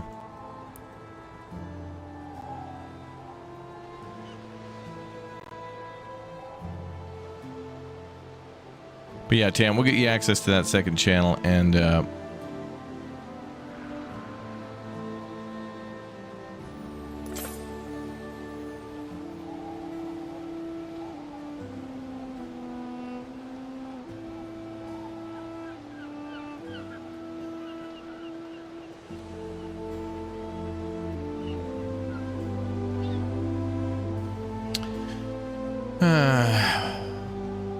but Elliot, welcome aboard. Weasel, good to see you. Elusium, Tan, welcome back. Rats, hello everybody, welcome.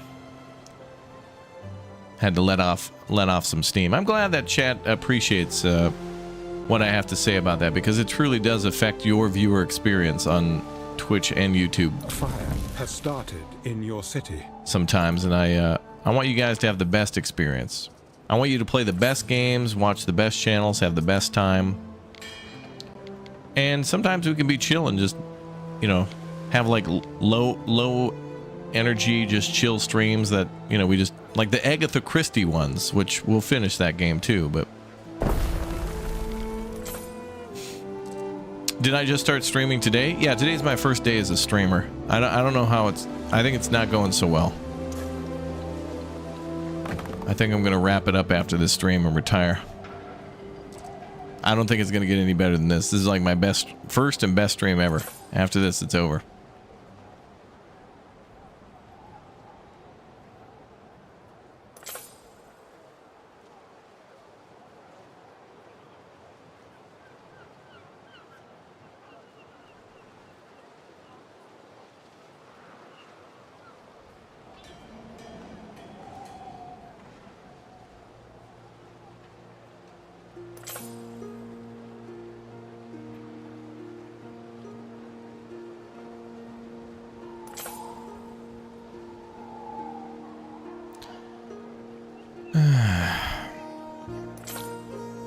No, I mean like right now. Well, I think there's, if you're watching on Twitch or YouTube, there should be isn't there like a timer on the screen somewhere of how long we've been streaming? For me, it's about an hour and 16 minutes.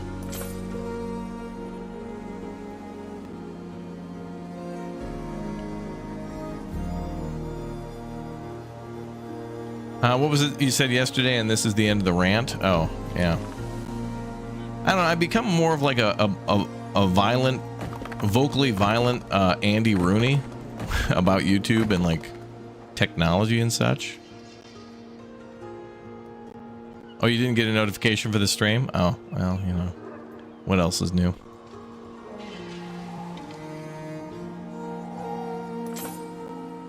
$1.2 million subs on the first stream, not good enough? Oh yeah, that's what the algorithm would tell you. It'd be like, only 1.2 million? Get those rookie numbers up, we're gonna let you go. Mr. Raptor, is the new Anno worth buying? So when it comes to, is it worth it? All that kind of stuff. So I don't know everybody's budget in terms of time and money. But all I can tell you is like, if I think a lot of you who've subscribed and followed me on my multiple channels, I think we have a lot of the same tastes and that we like a lot of the same games. And I like this one quite a bit. I think the sandbox here is just as good as Anno 1800, but I just kind of completed the campaign and that was kind of, it let me down a bit. I kind of felt down, which is why I lashed out at YouTube, which is my usual move. But I really like this sandbox. I really wish I had more time to play competitive, and I wish I had more time to like play the campaign again. I think this is very good though, and if you have a lot of time to play this game, I think the more time you dedicate to it, the more fun you will have. And I am excited to see where the developers will bring this game over the next couple of DLCs, and I think very much so with Anno 1800. That game got better with time, and they offered a lot of free updates and such too, like the like there were scenarios and like the Summer of Silver DLCs and stuff like that. So I think there are a few things that fell short in the campaign, which bummed me out, but I think the 45-degree angle building and the decorations that we have access to, I love decorating in this far more than I loved in 1800. And 1800 had a ton of like cosmetic packs and stuff like that, and I never really cared about decorating too much in those games. It was basically just me and Fox trying to survive all the time towards the end there before this game came out, but I like this game. I want to keep playing this game. I do like it. I will be back to play this one more.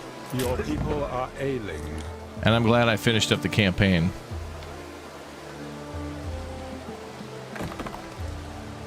In retrospect, maybe it's good, all things considered, that the campaign wasn't like 80 hours or something like that. I've got way too many games to complete.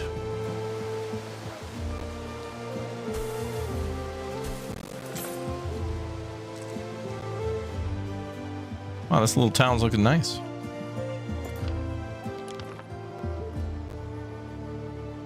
Okay, so I think we can bring these up to level 2s.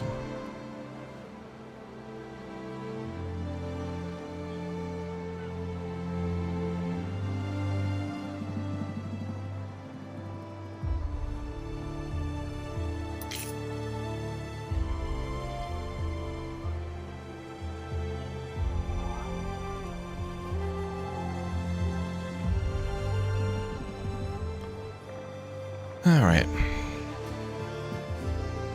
Is Flute Guy back in this game? There's some flutes in this one, I think. Yeah.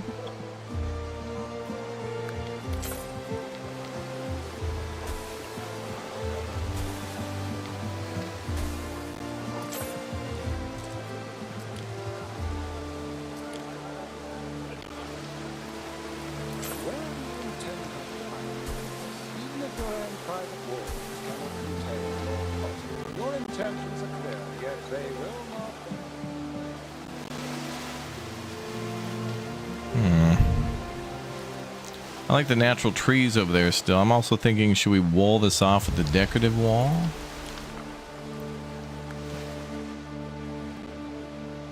Yes. Yes, I believe so.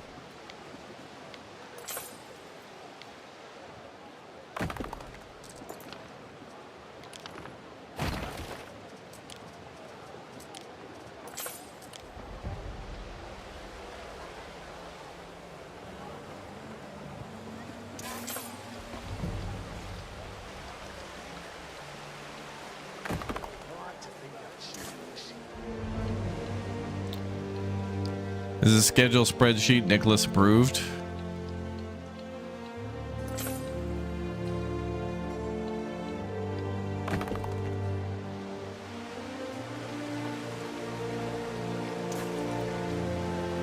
I don't know. He has some pretty high standards for spreadsheets.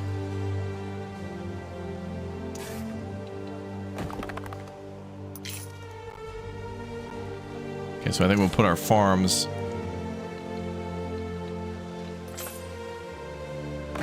outside of those walls.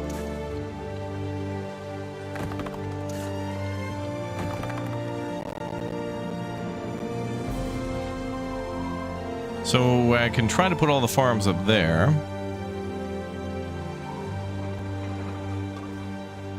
Logging area, boy. You know, this island's perfect though. This is an island I never want to be done with. There's a ton of space. I could spend another 10 streams here, like making sure every tile has something on it. The greater their devotion to Ceres, the more plentiful their yields. It's cool.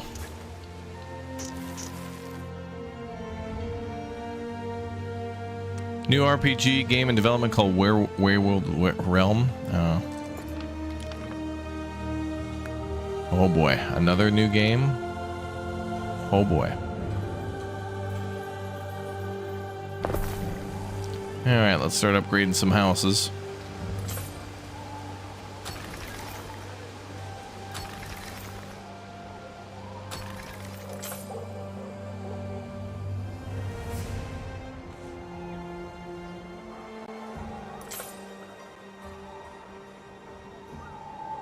We have to have a little farming district too. City's looking glorious. I have the best monuments.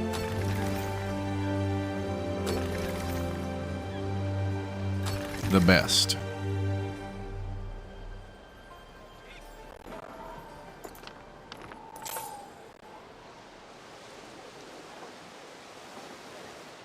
You didn't know you can multi-select? Yeah, if you hit U on your keyboard, you can click and drag and upgrade like roads or warehouses or houses. Or you can right click and go here. Pretty nice.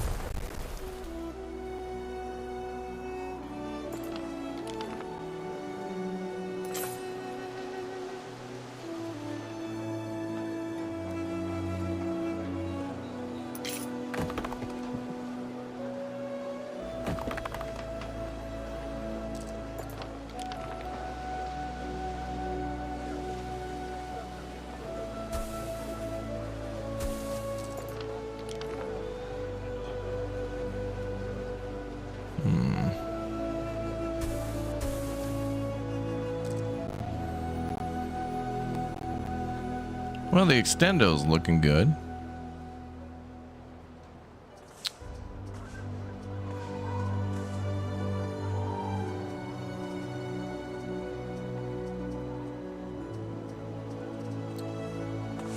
Is there a way to see a population of every island?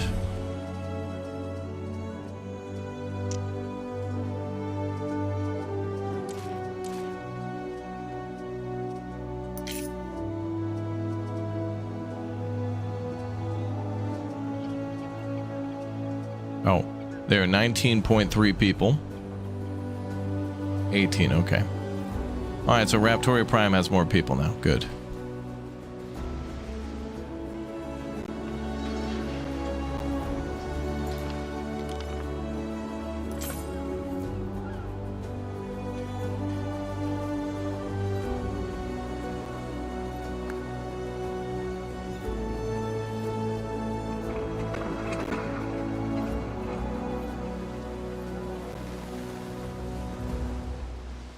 Maybe leaving those farms down there will be okay. They do look quite nice.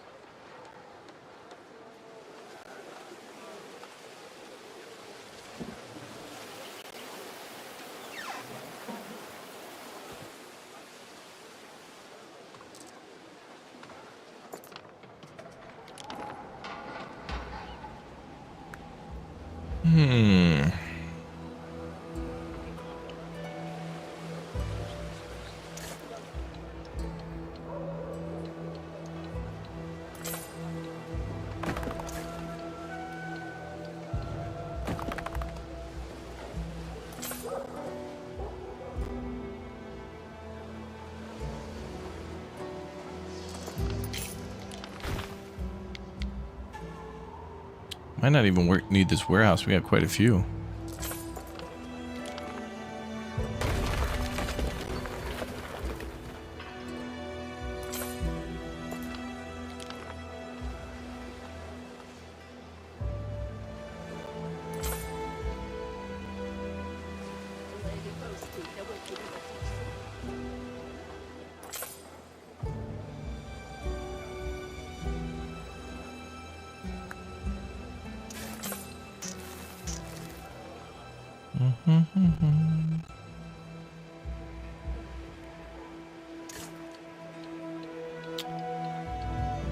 All right.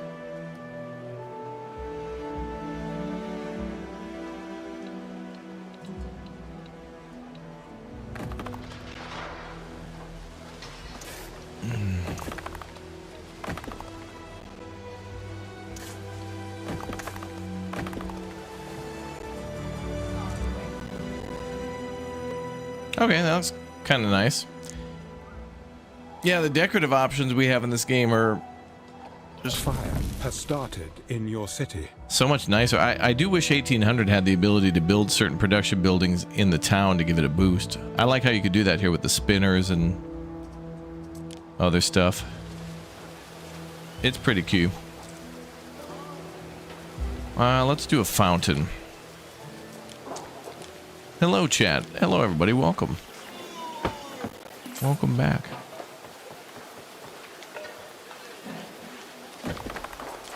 Put a stamp on that. Let him know who made it.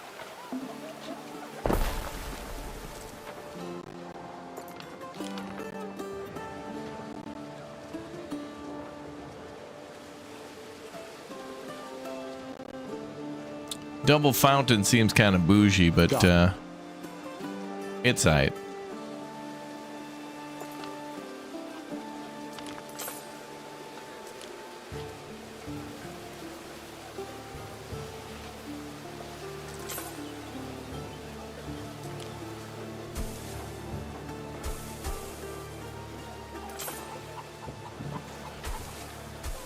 Uncle says the strays can stay. They'll eat the rats.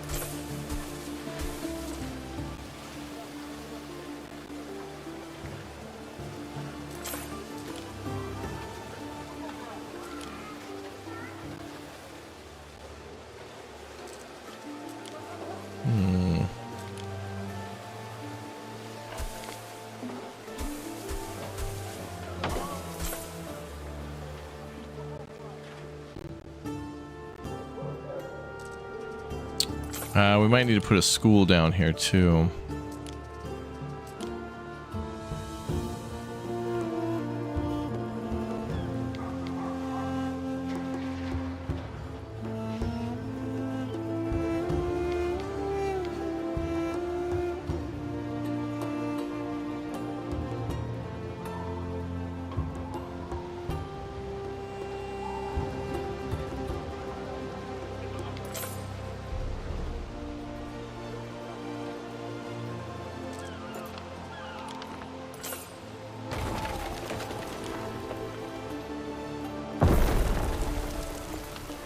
MG42s for all. Thank you very much for the Twitch Prime sub. Thank you guys for all your subs.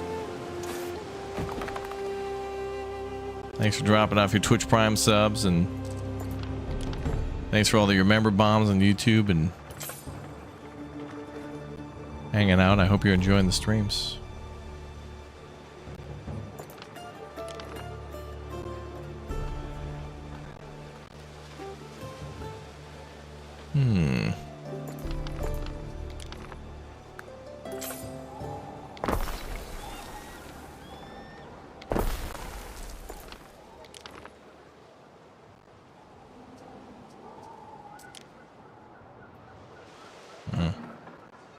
Need a sanctuary down here too.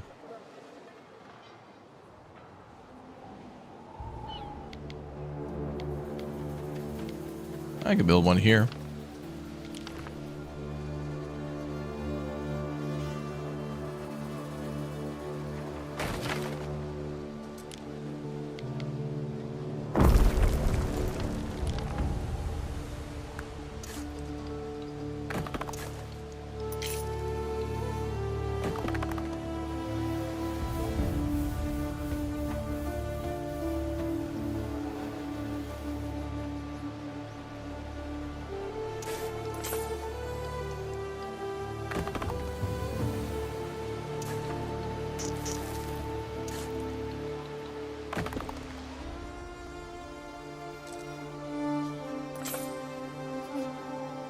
Gated community. Yep.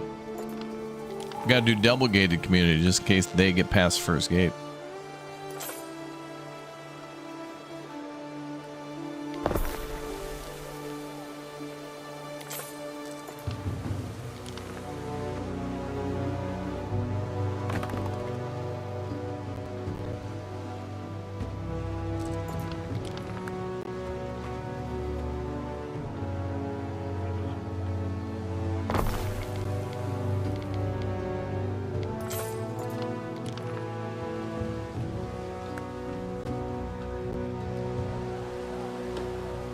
Why would we share in the taxes if we have no part in the honors, the command, the statecraft?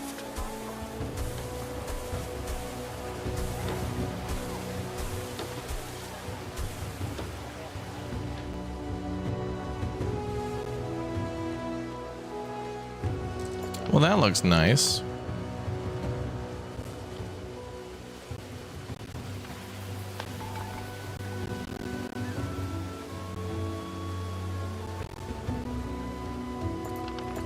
Maybe we should rotate that. Oh, that looks better.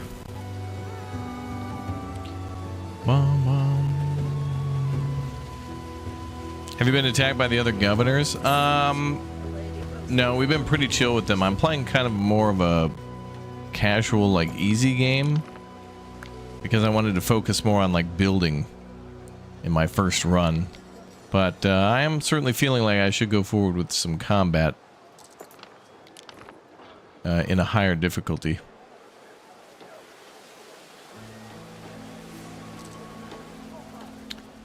At some time, TBD. Nice to catch a chill stream on a cold, rainy day. Well, welcome. We're in soup and stew weather territory. Boy, do I love that when you can cook a stew all day and it like smells nice through the whole house. I like that.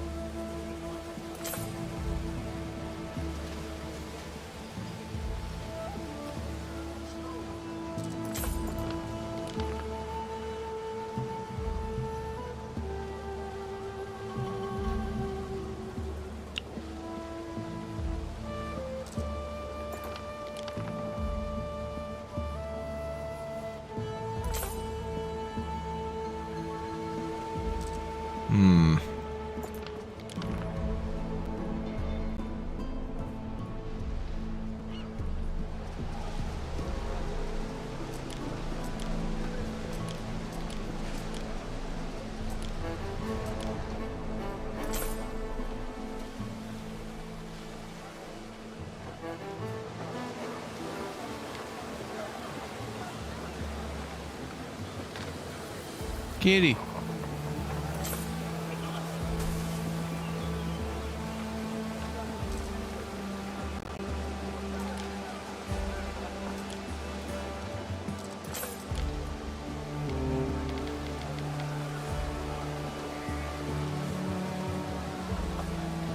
is truth without virtue, and virtue without truth. Let's try to put a fountain down.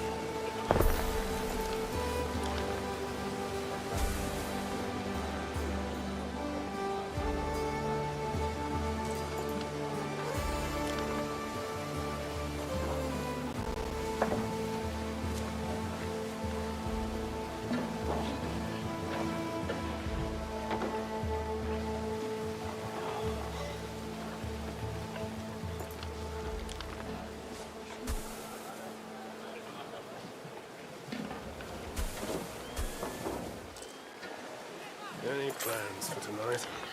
Some of the boys from the Collegium found some choice amphorae.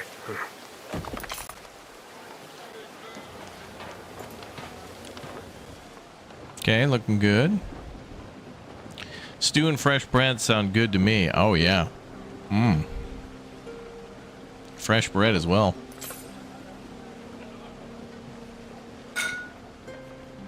Bum, bum, bum, bum. Let's see. So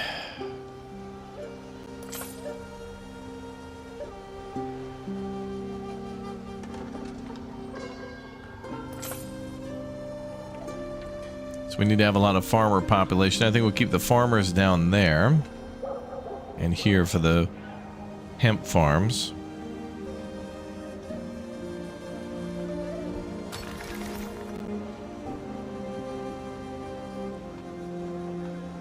We'll leave the tier 1s over there.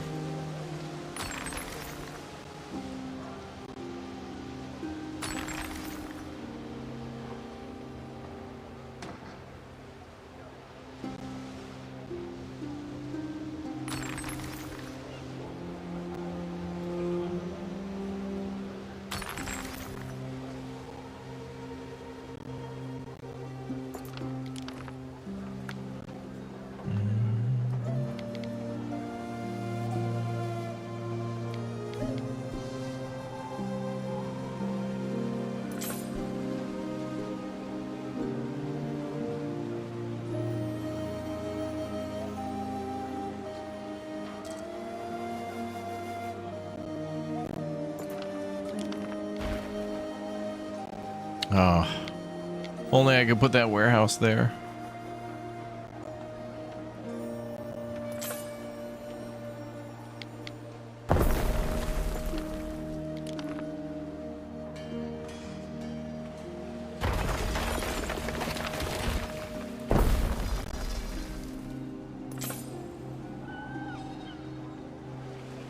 This area looks really nice now. It's looking real good.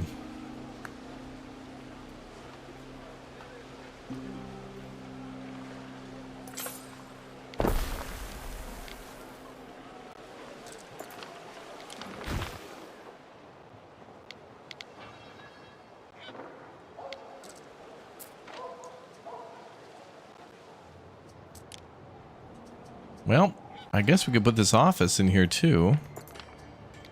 It used to be for the farms, but change of plans then.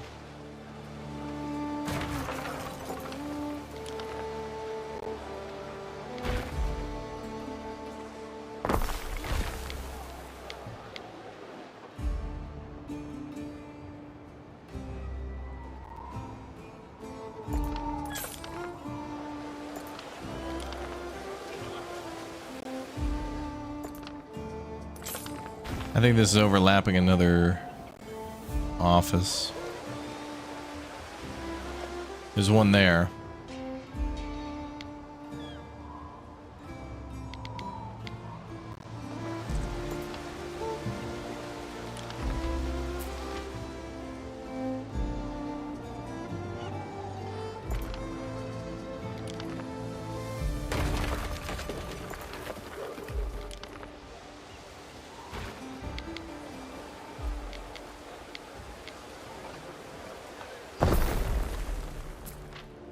There. That'll give a lot more benefit. Yeah, decoration is top priority for sure.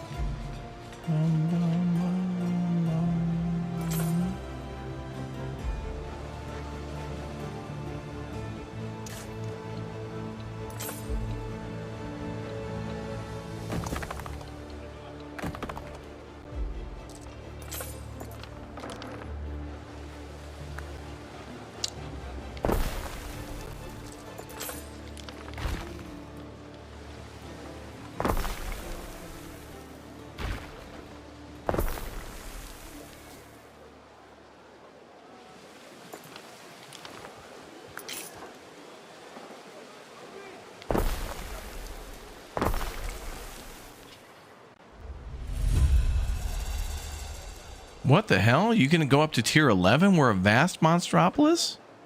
Oh, I thought tier 10 was the... wow. We made a tier 11 city. Alright. Didn't know that was possible.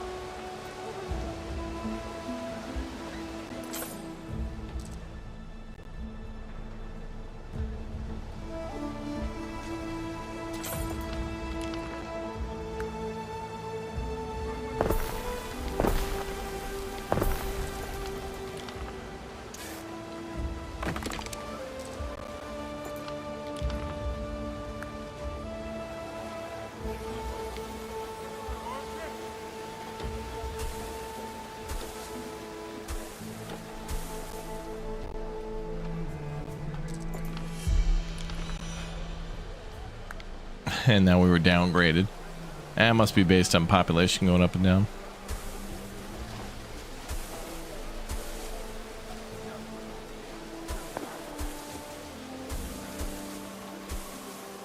Stamp on that.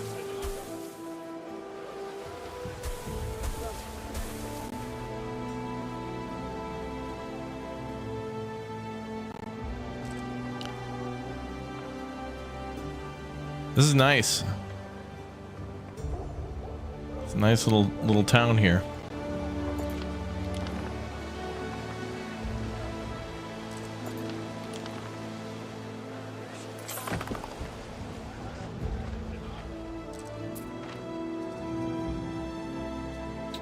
All right, so +3 from glass if supplied.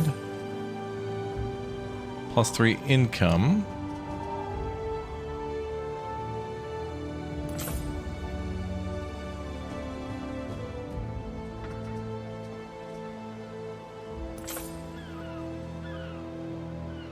I'll help you come to terms.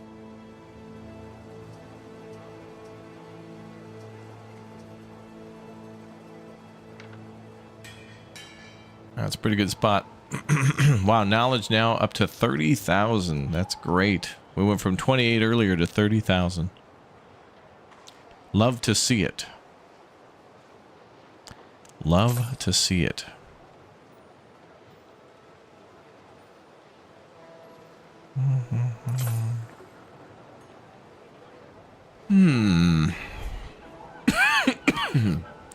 So how much on our next research? 11 minutes for... what is that research? Adds a positive reason for multiple diplomatic actions. Oh, it must be needed to get... it's a prerequisite for other research, I think.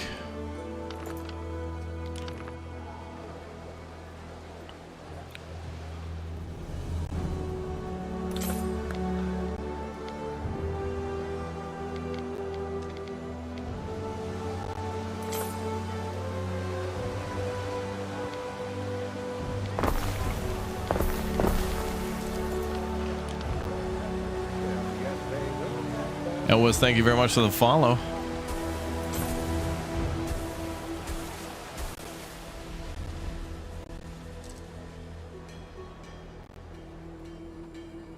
Damn, that's a nice little extendo.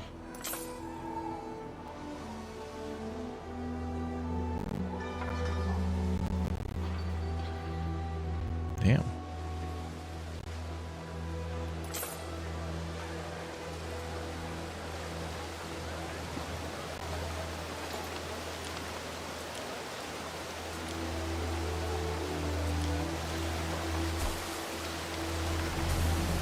The latrine is calling.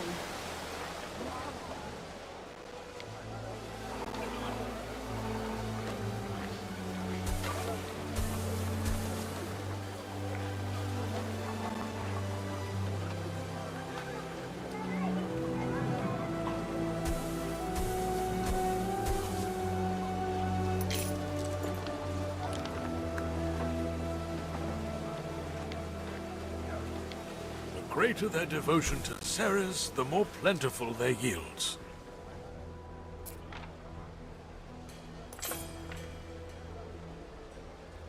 Now, our religion before was at 25,000. How are we now? Pretty close to 25. Not bad. Christmas decorating? Oh, yeah. That'll be fun. Soon. Soon. Oh. Big group of people there.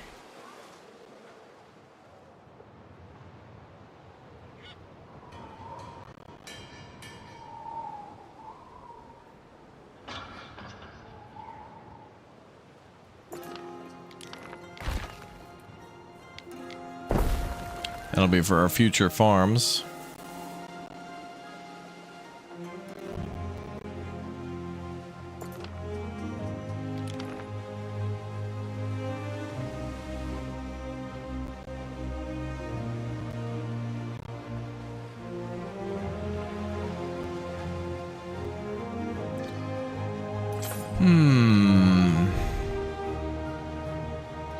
Problem is here we don't have an aqueduct.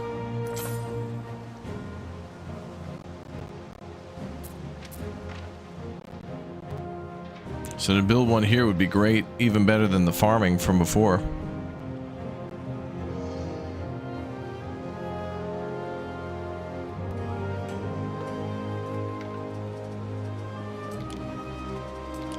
Christmas time. Yep, coming soon. Ooh, building an aqueduct right there would be perfect. All right.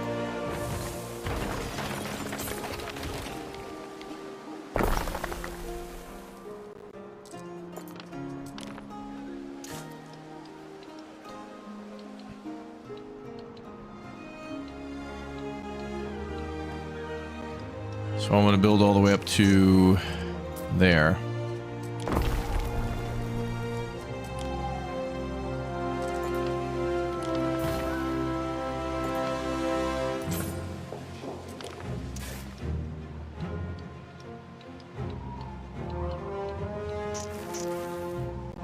We gotta make it look good.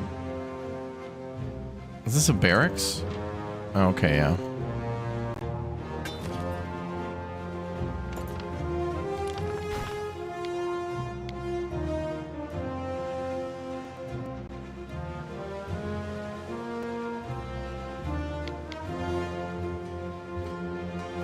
Oh, it adds prestige and population. Yeah, it's a huge building.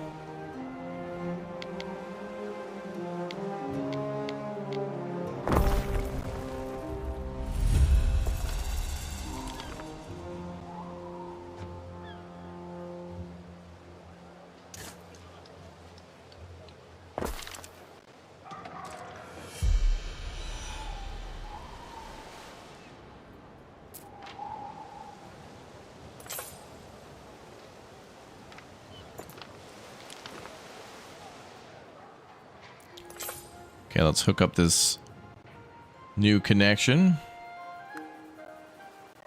Gotta make it look good, though.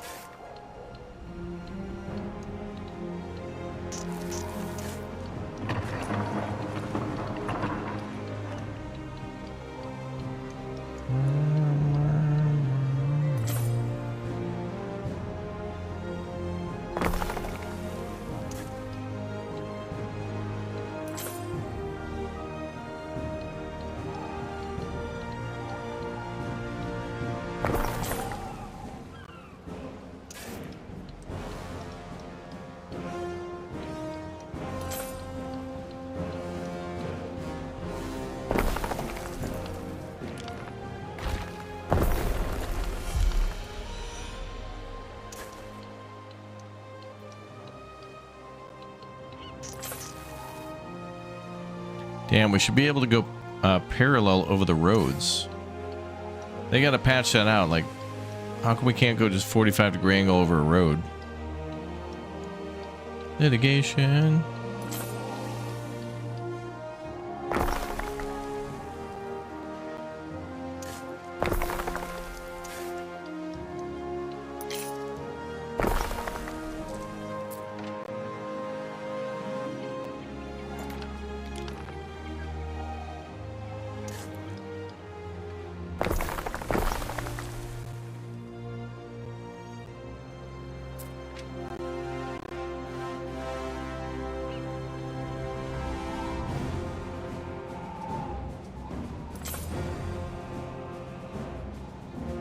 Well, it gives a +3 to fire and health.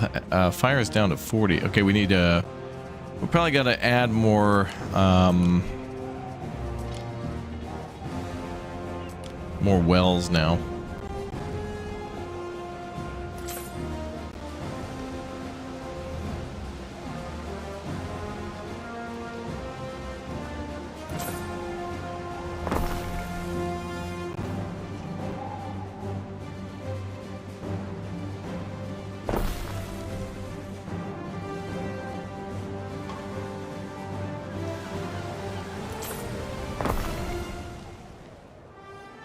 There it is, +78. Good.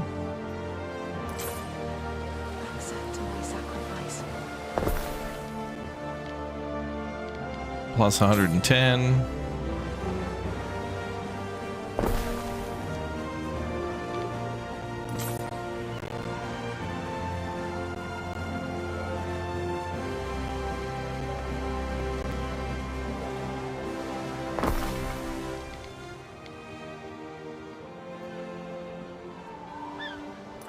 Try to get over 200, I think.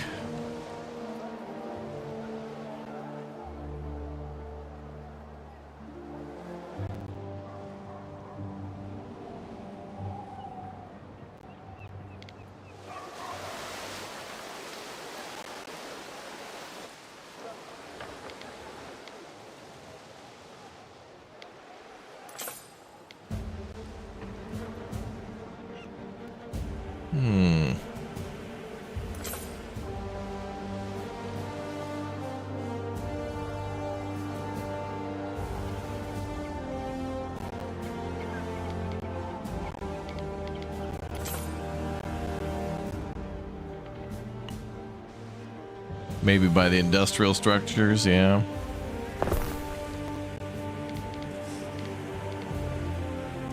There we go, now we're up to 250.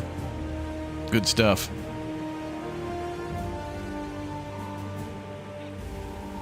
Will there be bears this year?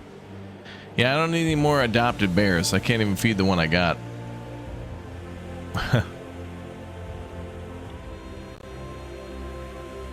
Barely.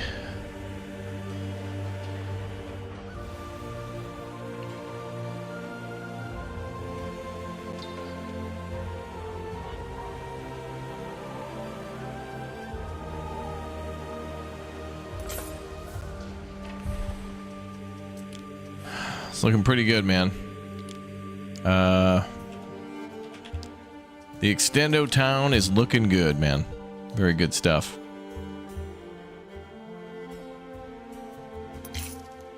$40,000 total population. Very nice.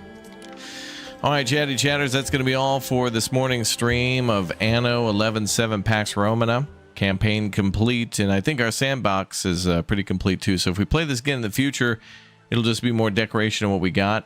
And or, well, look at this. Unlock the year 1 pass now. Look at that. We got Egypt. Oh, maybe there's a volcano scenario. Ooh, I hope that means there'll be more stuff.